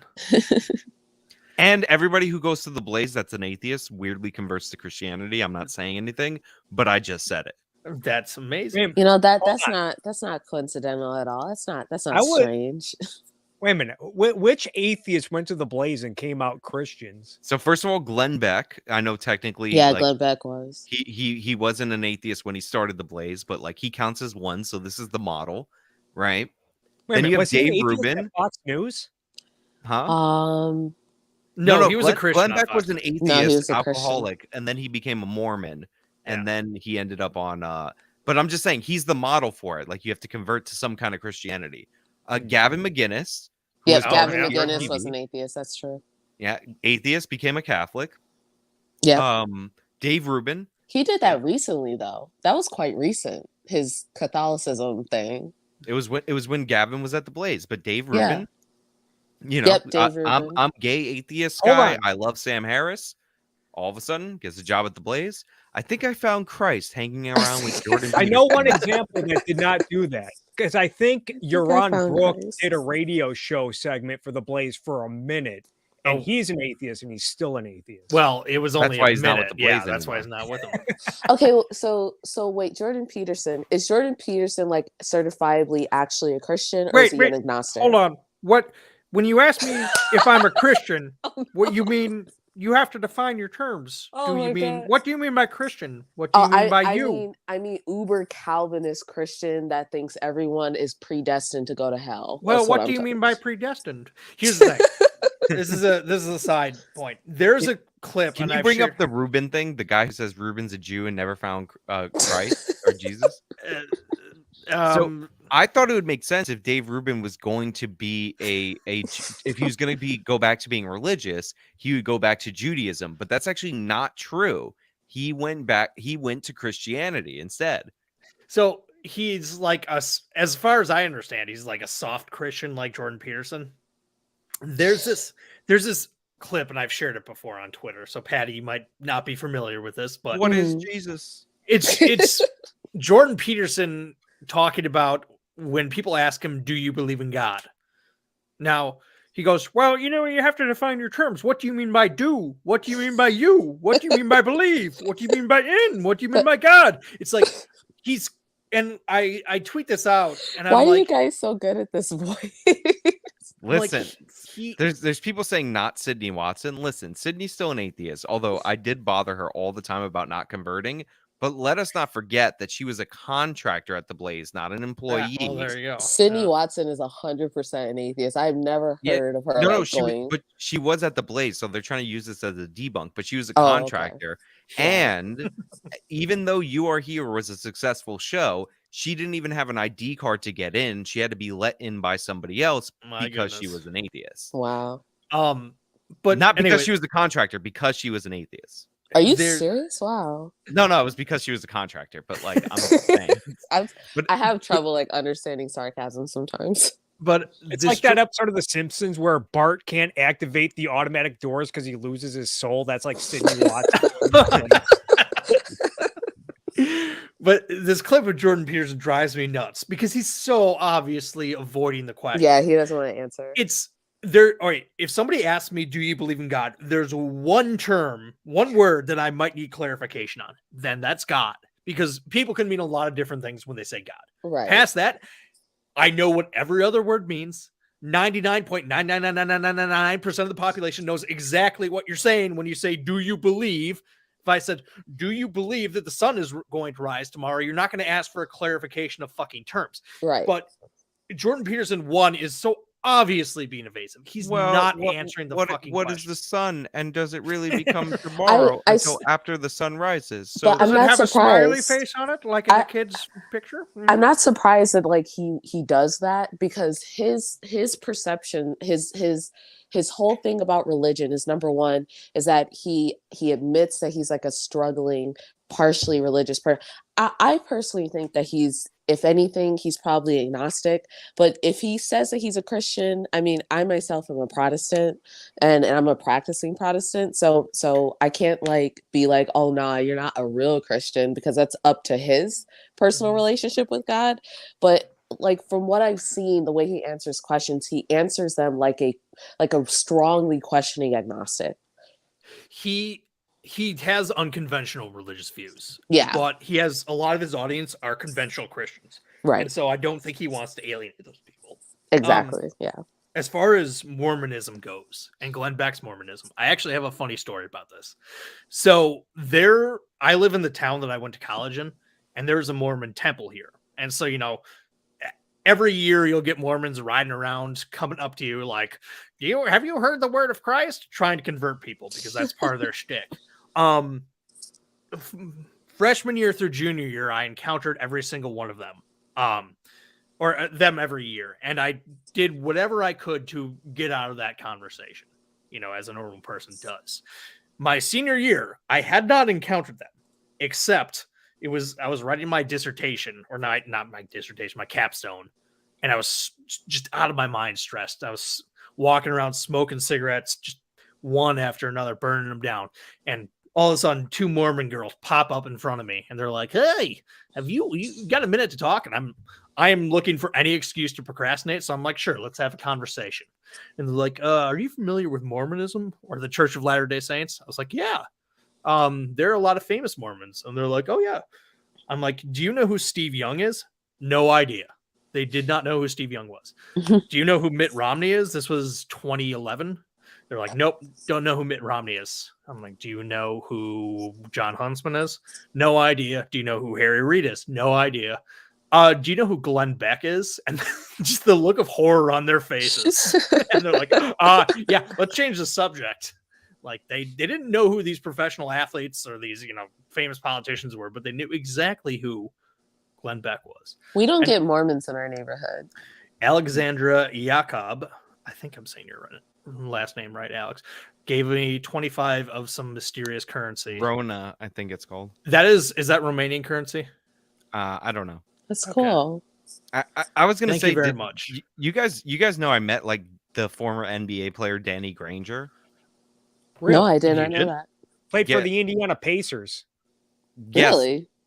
So if you go to my Instagram, you'll see a photo of me with him in with my AmFest stuff. I met him on the street when I was in Arizona because Danny Granger is he's a Jehovah's Witness, and he was just randomly on the street trying to convert people to Jehovah's Witnesses. Wow. And I was with my friend, and he's like, I'm pretty sure that's an NBA player. And we're right near the Suns arena because that's where they have the Turning Point event.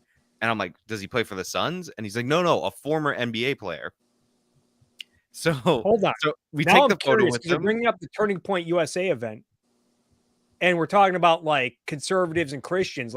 Would you say that most of the conservatives at this event were devout, Bible thumping, God obeying Christians?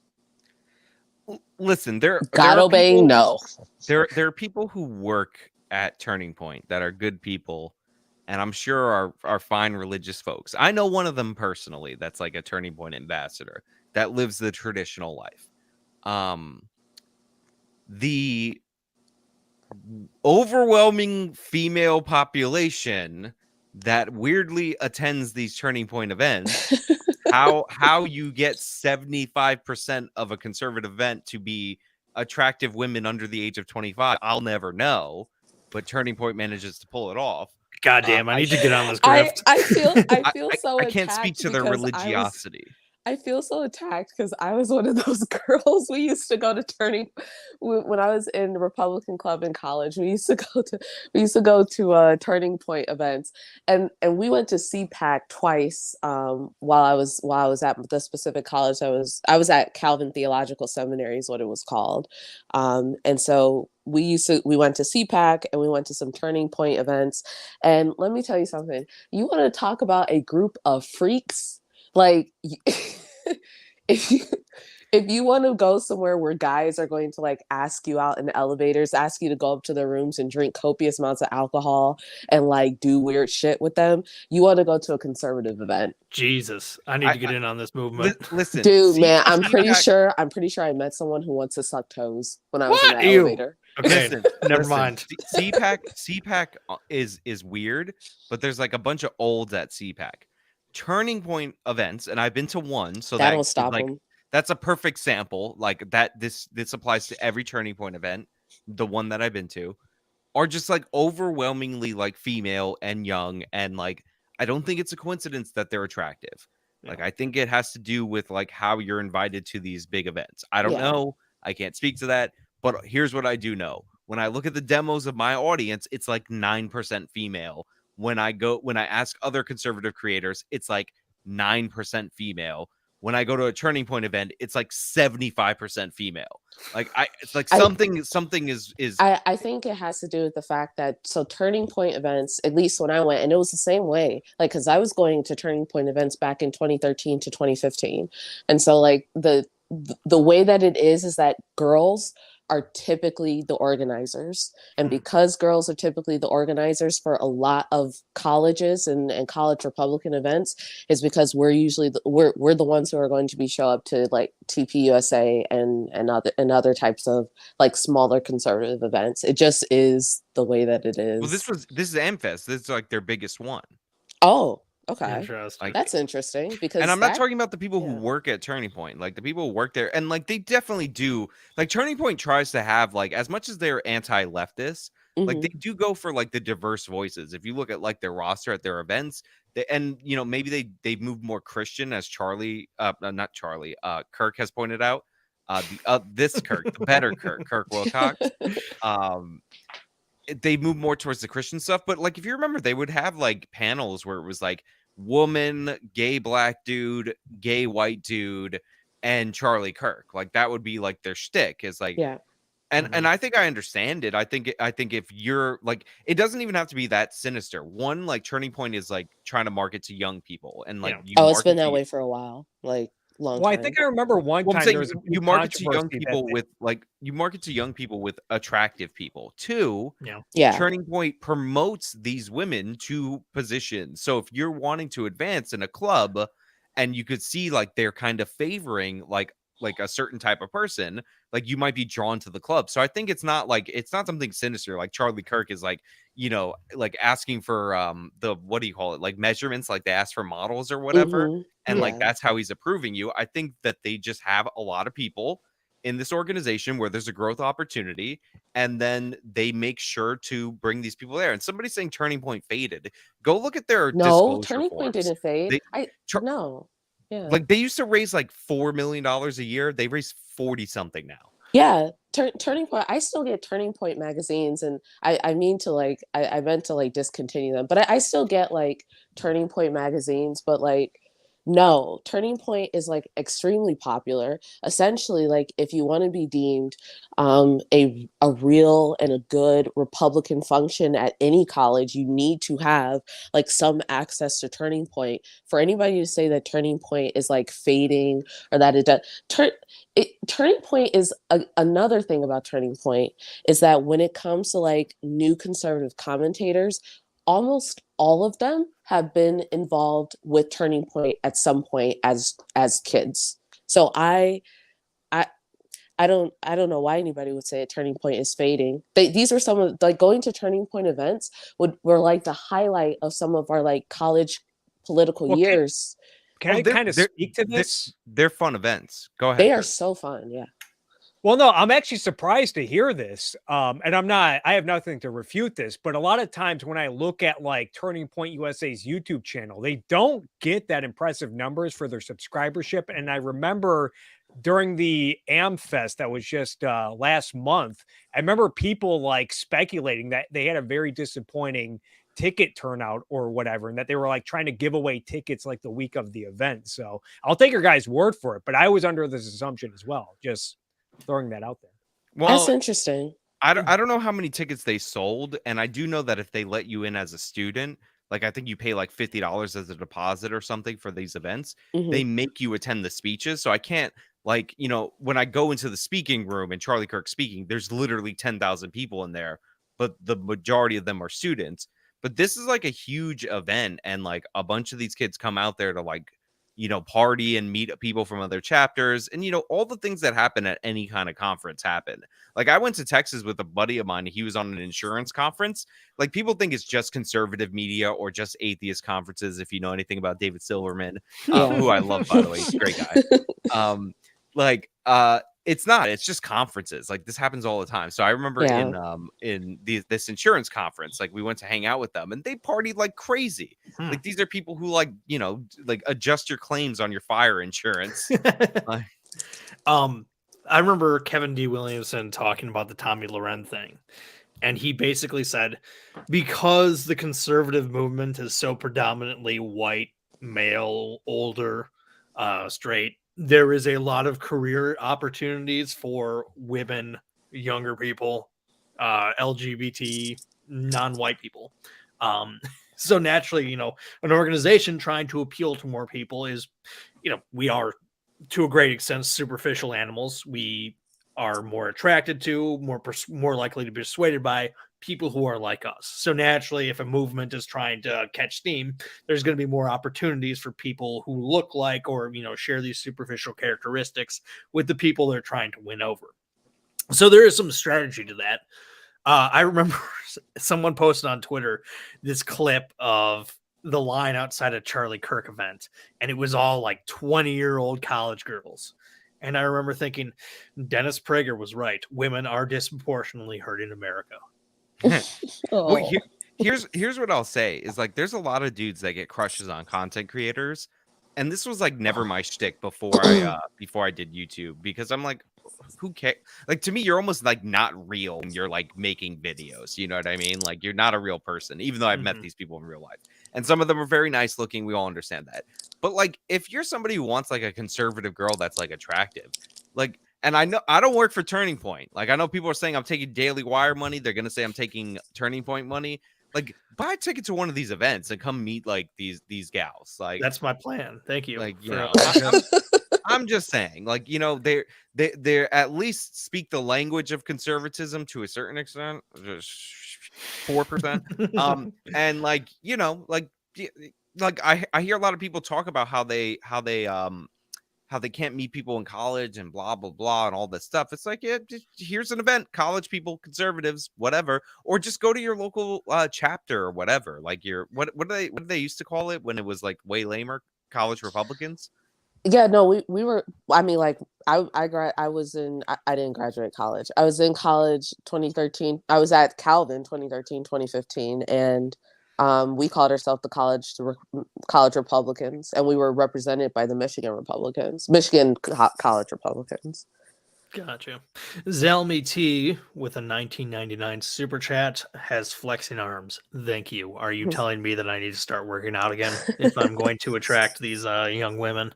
I think he's saying that we're super strong here. There's a strong panel. This is a strong panel. Okay, we got another super chat.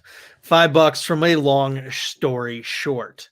Can you ask Sean why he is the only person from Queens that doesn't have an accent? I think he is a Fugazi.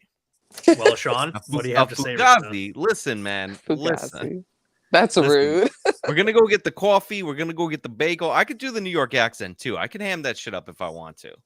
So you're from Queens? I thought you were from Brooklyn. I don't know why. No, I'm not. I'm not from Brooklyn. I'm actually, first of all, I'm actually from Texas. That's where I was born. I moved to New York City, one of the outer boroughs that's not Brooklyn, because I can't even lie and say I live in Brooklyn.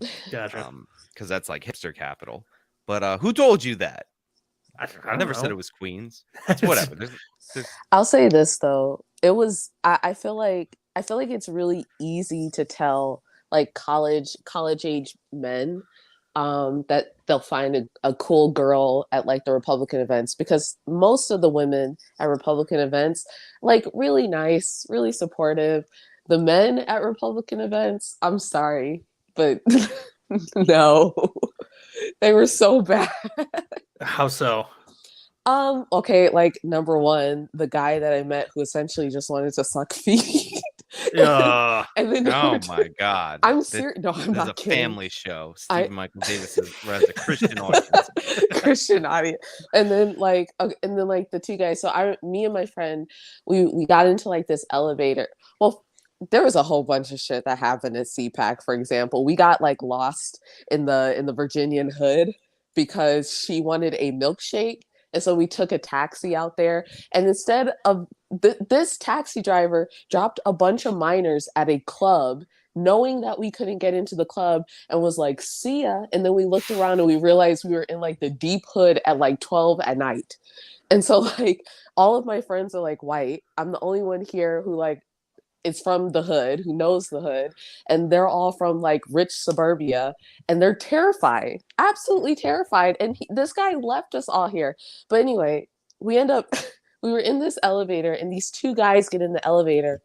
They didn't have any alcohol with them, but they looked at us and was like, you guys want to come up to our room and like talk? That's basically like what they said. And I was thinking to myself, like, no, not really. And he's like, we have beer. And I'm thinking, no. And I never had a taste of beer at the time. My first taste of beer was like when I was 23. So. Oh my God. Look, I'm a weird person. Not tasting beer thing. Like, oh, okay. I am shocked at this behavior from the conservatives. I've never seen anything like that at an after party. I didn't think that it was weird or anything. It was kind of like sudden. It was just kind of like, that's really straightforward. And I'm a really shy and awkward person in real life. So for me, I don't know really how to respond to that. Oh, they gave you the elevator pitch. They gave me the elevator pitch, and they tried to entice me with beer. I'm not surprised. People go to conferences to hook up. It is a thing. Oh, I've been asked like who I'm gonna hook up with when I show up at a conference, like by another person that I like don't really know. Right. And I'm like, oh, I'm engaged. And then they're like, okay, but like they're like, what's stopping you? And I'm like, okay, like, dude, you know, maybe it's a joke, but it didn't sound like too much of a joke. I was like, all right, this is awkward. The amount of like cheating at these events is insane. All I know is that in 2024, the Republican National Convention is in Milwaukee. I will be living there at the time. I will go to the TPUSA tent wherever they have that, and I'll go lurking. Look, Steven, I got credentialed at Turning Point for this last event, and I got like 6 press passes, so I could bring 6 crew, and they get in for free. If you're down, I'm gonna start applying to these events because they are a good time. Come as one of my crew members. I might have to. Okay, you'll get wait. in for free. I want in on this. I honestly want in on this. Okay, yeah, you'll get in for free, and you'll see the craziness. Somebody wanted me to finish the Danny Granger story. Yes, so Momo Bear 67 with a $2 Canadian super chat.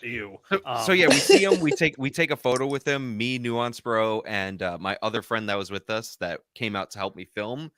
We all grab photos with him. He doesn't want us to take photos with him and the Jehovah's Witness sign because, like, you know, he's like serious about his Jehovah's Witness stuff, and he knows we're like, you're Danny Granger, the NBA player. So he's like real serious about that. And then I tell my fiance about this, and she sends me this clip from a stand-up comedian who talks about how she like banged some NBA player, like, and he was like the dirtiest, like nastiest, like hookup she ever had. And then he became a Jehovah's Witness. And she's like, you know, I've been telling that joke for years. And my one of my friends was like, hey, have you ever Googled how many former NBA players are Jehovah's Witnesses? The answer is 2. Oh, who's the other one?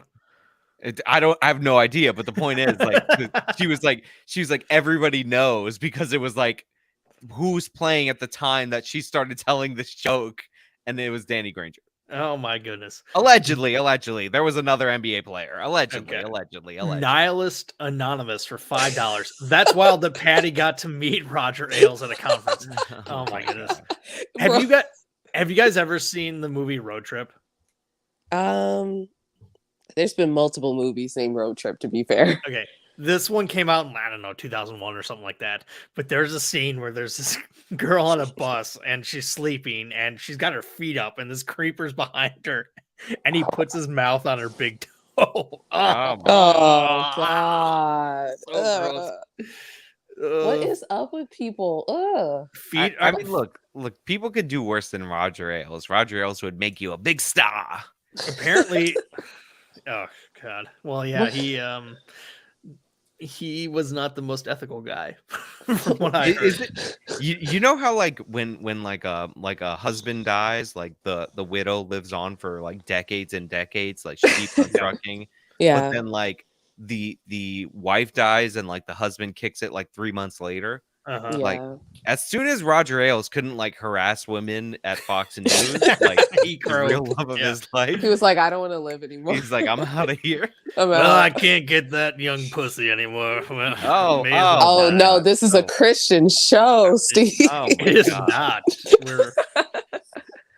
It's Christian show like TPUSA is a Christian conference. Wait, am I the only Christian in here? Am I outnumbered? You are the only person of faith here, yes. Oh, man. You know what I respect about Roger Ailes? Mm-hmm. What's that?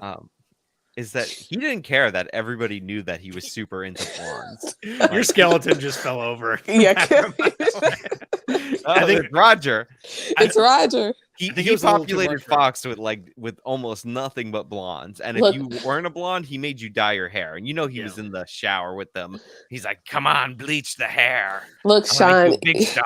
Sean, you need to go check. That skeleton might be female. Check for the feet. I'll check. Yeah, you got to join the Foot Clan chapter of Turning Point USA. Gross.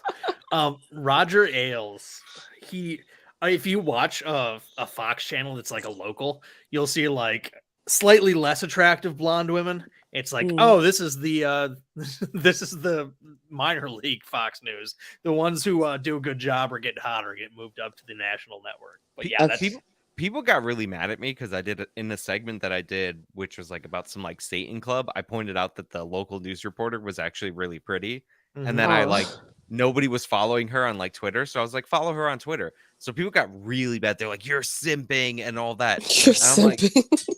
And it was actually like a setup for a joke. Now, granted, like I think it's funny to have like a 3-minute setup for like a joke that the punchline isn't that funny.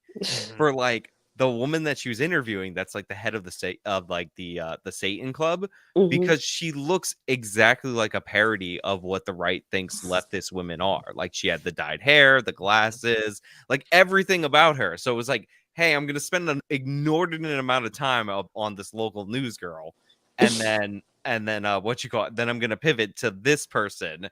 And like you'll laugh at the juxtaposition, but instead people are like, you're a simp.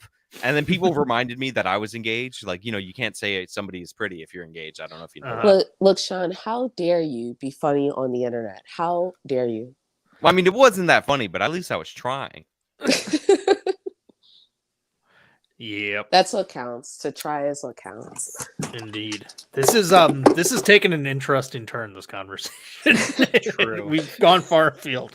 All I know is that Sean was the first one to point out. Wait, Patty, what are you doing? I'm sorry. I was opening my fridge. Okay. Sean was the first one to point out Jessica Burbank, who's the new hot chick over at TYT. She is she's very attractive. Okay. They had another girl. And people got mad at me for not pointing this one out. Like you could never win, right? Especially because I've built an audience of like rude people, that like wanna like create problems for me. But there was a woman in the recent video I did where J.R. Jackson was talking about that the cousin of Patrice Cullors that got killed. Okay. She's also really attractive, but I like didn't mention her like attractiveness, and then people in the comments were like, "Oh, why aren't you saying this?" Like. Like TYT knows what they're doing. Yeah, they which is funny because I know they got on Fox for that, and every time they did, people pointed out in their comment sections like, you have a tendency to only hire attractive women. When they got on Fox for that, they employed like Anna Kasparian, Kim Horcher, if you remember her. I know you do, Steven. Yeah. Hannah Cranston, Samantha Shocker. Like, they had like a roster of like women that many of them could actually just be on Fox. Like they were like attractive blonde women. And they had 2 blonde bimbos who like had no progressive credentials whatsoever. Like they could hardly present news stories, but they were both hot. Like I remember one episode they literally presented onion stories because they were so dumb they thought it was real. Like they got to pick the stories and they presented them. Okay, I'm getting kind of offended because Fox doesn't hire hot men. I'm getting kind of offended here. You're not attracted to Bill O'Reilly? No. No. I'm sorry, Sean. Go on. He'll make you a big star. But I remember somebody once told me, and this was like when I was way younger, so it was more true then, that every Fox host is Irish or Italian. So then, Pretty like, I much. start going through the Fox hosts. I'm like, Hannity, oh my god. I'm like, Bill O'Reilly, holy crap. Judge Andrew Napolitano. It was like the contributors then, and then I like found and like gloved onto what's his name, Geraldo Rivera. He was like the one like not. Somebody's like they are Catholics. Yes, yeah, that's a through line. They're all Catholic. See, I'm about 6% Irish according to Ancestry. So what you're saying is I have a chance. I have a chance. You could. What was I gonna say? Something about hot chicks at TYT. No, stupid ass audience members. Okay. I once said in a video about FDR, I'm like, most people consider FDR to be a left-wing president. Now, that is a demonstrably true statement. Most people do consider FDR to be a left-wing president. Right. Unless you're a communist, and then in which case he's the right-winger who saved capitalism with his social welfare. So I decided to hedge my because I write my videos out ahead of time.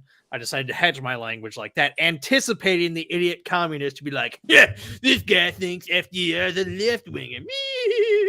I'm like, I'm going to preempt that comment.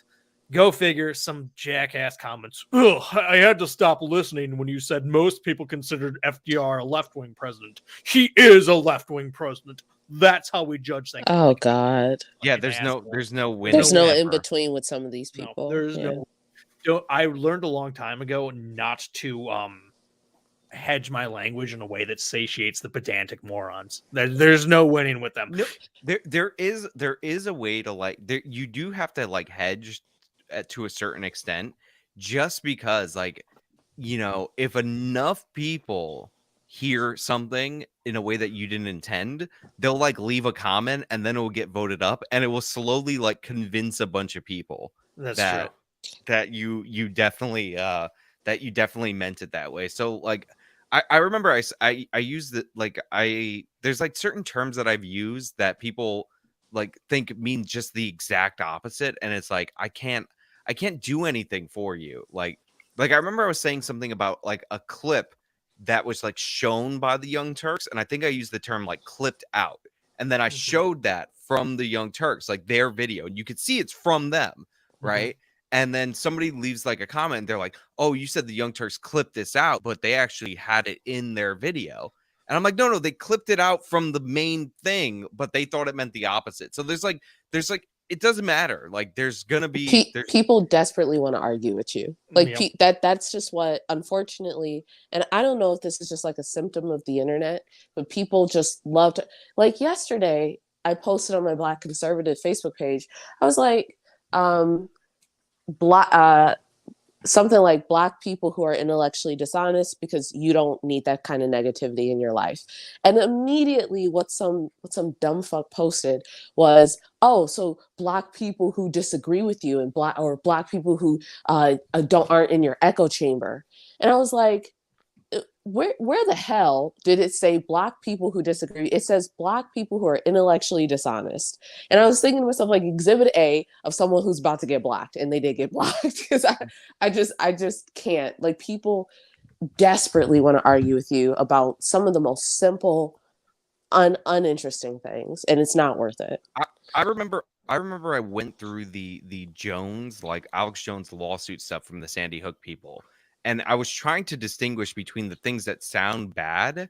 If somebody's like clipped out, obviously means edited out. If it meant edited out, I would have said edited out, but whatever. So not Crowder, fucking goddamn it. Alex Jones, right? Like, you know, he has a bunch of statements related to Sandy Hook, right? And people play a bunch of these. So I remember I was explaining, like, listen, if like a bunch of these, like what happens when you sue for defamation is you list a bunch of statements. And usually if you list 30, the judge is going to knock down minimum 25. Like they're just not going to be defamatory. So I said a million times in this video that Jones could probably defeat these in court, but these are what would get beyond like the slap suit portion of it, where the judge would just dismiss it. So like you could proceed and like you could say that this is a defamatory claim in that regard. So people were like, you can't say Alex Jones definitely defamed these people. And I never said that. Like, just not once. right? Like, no. Yeah, this is a good example, by the way, of like kind of the broader topic of infighting. Now, to be fair, some of those people who talk to us on YouTube or other platforms may not necessarily be conservative. A lot of them are going to be, because that's who subscribes to our content. But I think it's that the point about personality, right? A cult of personality, or the personalities of people's involved, have a lot to do with the way that people respond to criticism. And when you talk about, like, whether it be criticism of Trump or criticism of Alex Jones, if someone, especially within political movements, like really, really likes this individual, like this was the kind of stuff that I was getting with like Candace Owens, where I would say shit like, you guys should be really aware that Candace Owens has a very sketchy past, and she says a lot of things that's not actually adding intellectually to like Black conservatism, but y'all keep going ahead and liking her and kissing her ass because she's affirming some of the stupid shit y'all say often. And I remember like actually providing evidence to people about things, and their response was just like, yeah, she's awesome, I'm sorry you can't see that.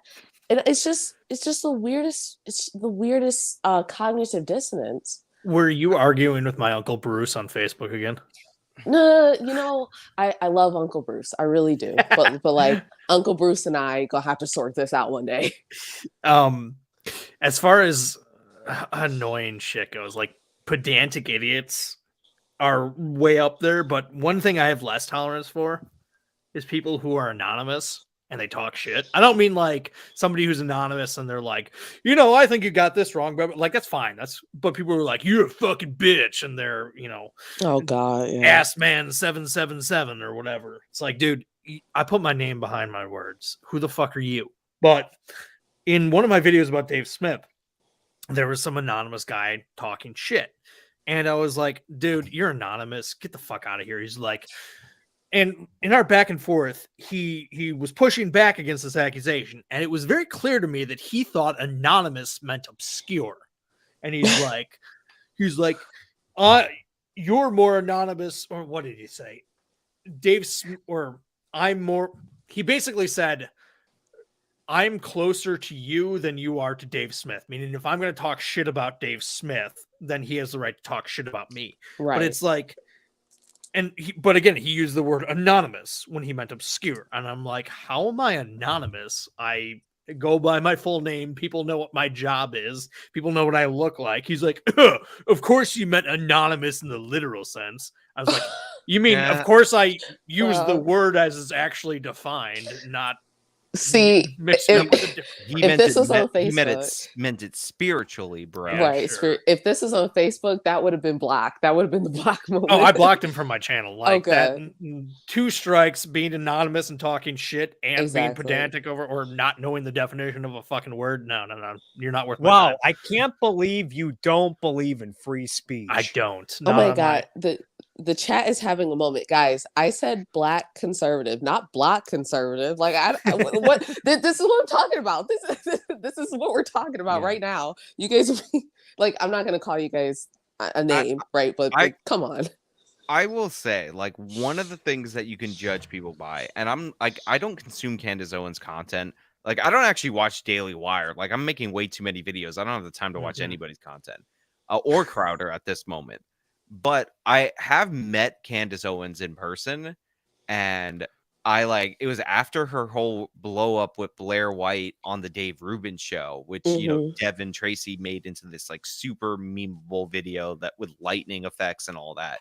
So I brought it up to her as like a joke, and she was super nice in person. And I almost felt bad like bringing up the joke because she had stayed behind in this like event to meet every individual person in this room, and it was like hundreds of people. And I was like, oh, I guess Candace Owens. So I make the joke and all that, and then she's like, and then she still takes a picture with me, and I can find it somewhere on my phone. So like Candace Owens behind the scenes, and I get this from other people, is actually super likable. So I mean, is she super likable? Because I'm curious as to like what that likability looks like, because man, Well, I'm like, really trying not to be so mean you'll about this hear person. about other people that they're like cold, or they don't actually want to talk to you, Oh or yeah. they treat you differently. Like if they like the moment they'll pass you in subscribers, it's like all of a sudden you don't matter to them and all that. Like Right. Candace Owens is not apparently, like from my experience of that one time and from like what other people have told me, is not one of those people behind the scenes. So Okay, interesting. See, like the perception that I get, because I have not personally met Candace Owens, but I was in a film with her a couple years ago, and kind of the perception that I get from her in any time I see her, whether it be from what people say or information in the background, or even in her videos what she puts out, is that she might seem nice, but to me, the nice is on the superficial. It's something that is there as a way to kind of, I guess, maybe quell confrontation, which I'm sure a lot of people want to confront her about a lot of things. But to me, like, her being nice is a very superficial thing for me. see, this is where I might disagree, because I think her like shtick, and like a lot of people do this, especially around that era. Tommy Lahren had it, was like this angry like shtick where you make these short videos where you're ranting and you're super pissed off about something that's like honestly not like, why are you yelling into the camera over this? I think that's like the act. I think behind the scenes, like, how Oh, you I act agree. It's an privately to act. like non-influencer people, like people who come to see your stuff or just want to like talk to you and all that. Like I think that's more akin to who you actually are, like your off-air personality.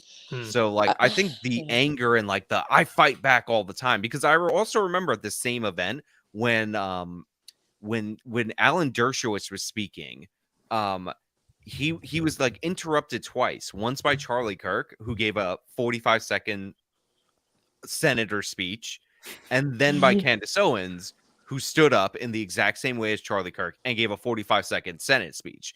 Super rude and all that to do during somebody's speech and all that. But both of them did it the exact same time, the exact same way. And Yeah, to it's an me, act. that's the fake like thing. That's the turning point. You got to speak in a clip that can be thrown up on Instagram. So maybe what I'm referring to when I say this is trust me, I agree that's an act, because I did the same thing when I like started out with YouTube.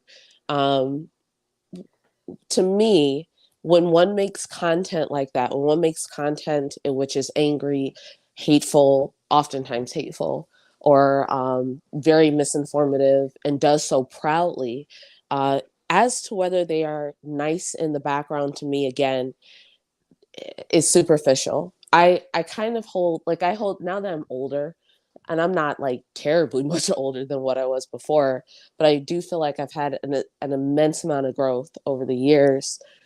I've and plus, like, I used to make the exact same content, but like I feel that when someone makes content like this, what they're doing on camera is actually not terribly far away from who they are.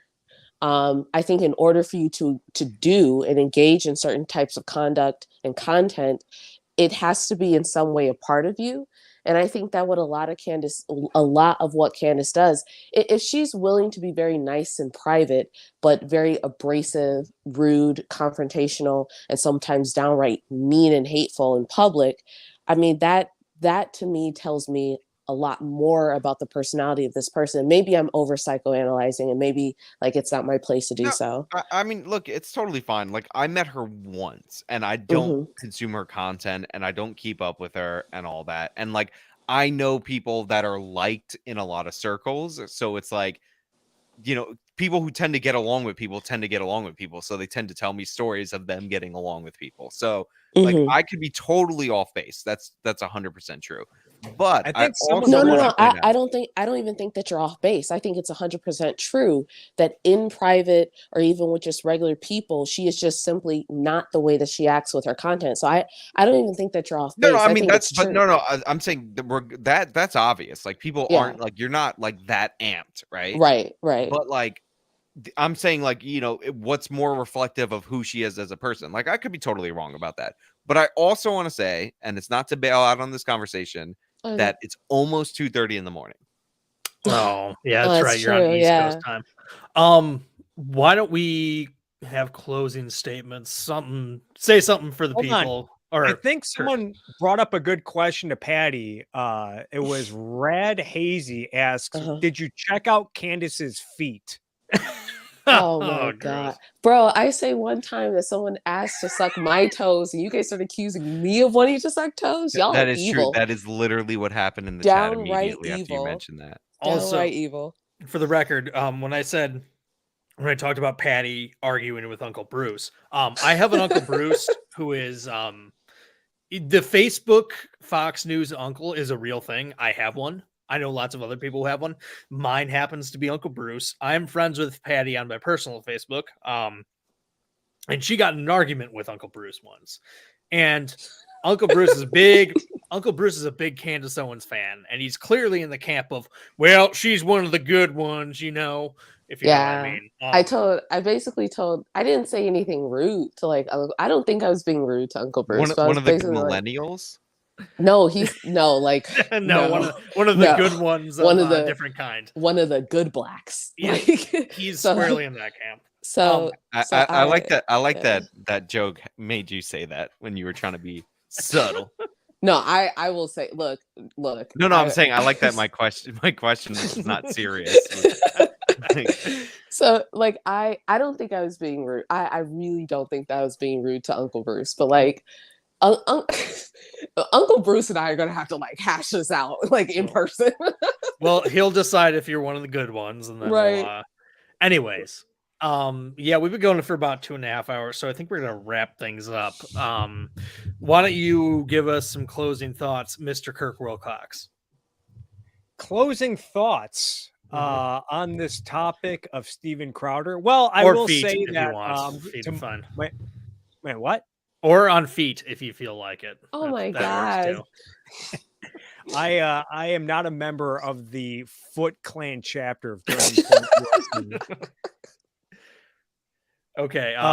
Yeah, on this topic. Well, tomorrow I have not made a video on the whole Steven Crowder Daily Wired feud, but there might be a video on my channel appearing tomorrow by a different commentator coming up tomorrow. So be on the lookout for that. You guys can find me at Kirk Wilcox on YouTube. You can also follow me on Twitter at Kirk Wilcox and on Twitch at Kirkomania. And thanks for having me on tonight. It was a lot of fun. Yeah. Does this commentator complain about things not being fair? Yes. Okay. A lot of people might associate him with the bread tube left. Gotcha. Well, I look forward to his commentary. Patty, what do you got for us? So I do have a YouTube channel that I am working on videos for. So if you weren't here earlier today, as I said, I work in agriculture and I'm an agricultural student at Michigan State University. So, and one of the things that I find really interesting is the economics of food, general food politics, and how our relationship with subsidies and government funding in agriculture affects the market. And so I'm a free market capitalist, so I generally believe that we probably should not be, the government probably shouldn't be picking the winners, the market should be picking the winners. So I have 3 different videos that I'm working on. One of the videos... one of my most recent videos was about FDR subsidies. I was reacting to Adam Conover's one of his episodes from Netflix. Yeah, and so in a video that I made about farm subsidies, I have a video talking about the introduction of farm subsidy policy, which encouraged massive corn growth, and is how we became an agricultural powerhouse. But the 3 videos that I'm working on one is about the upcoming farm bill. This is a farm bill that's basically going to decide a lot of grants, subsidization, and other forms of funding for agriculture. It also deals with food stamps, so SNAP benefits, for example.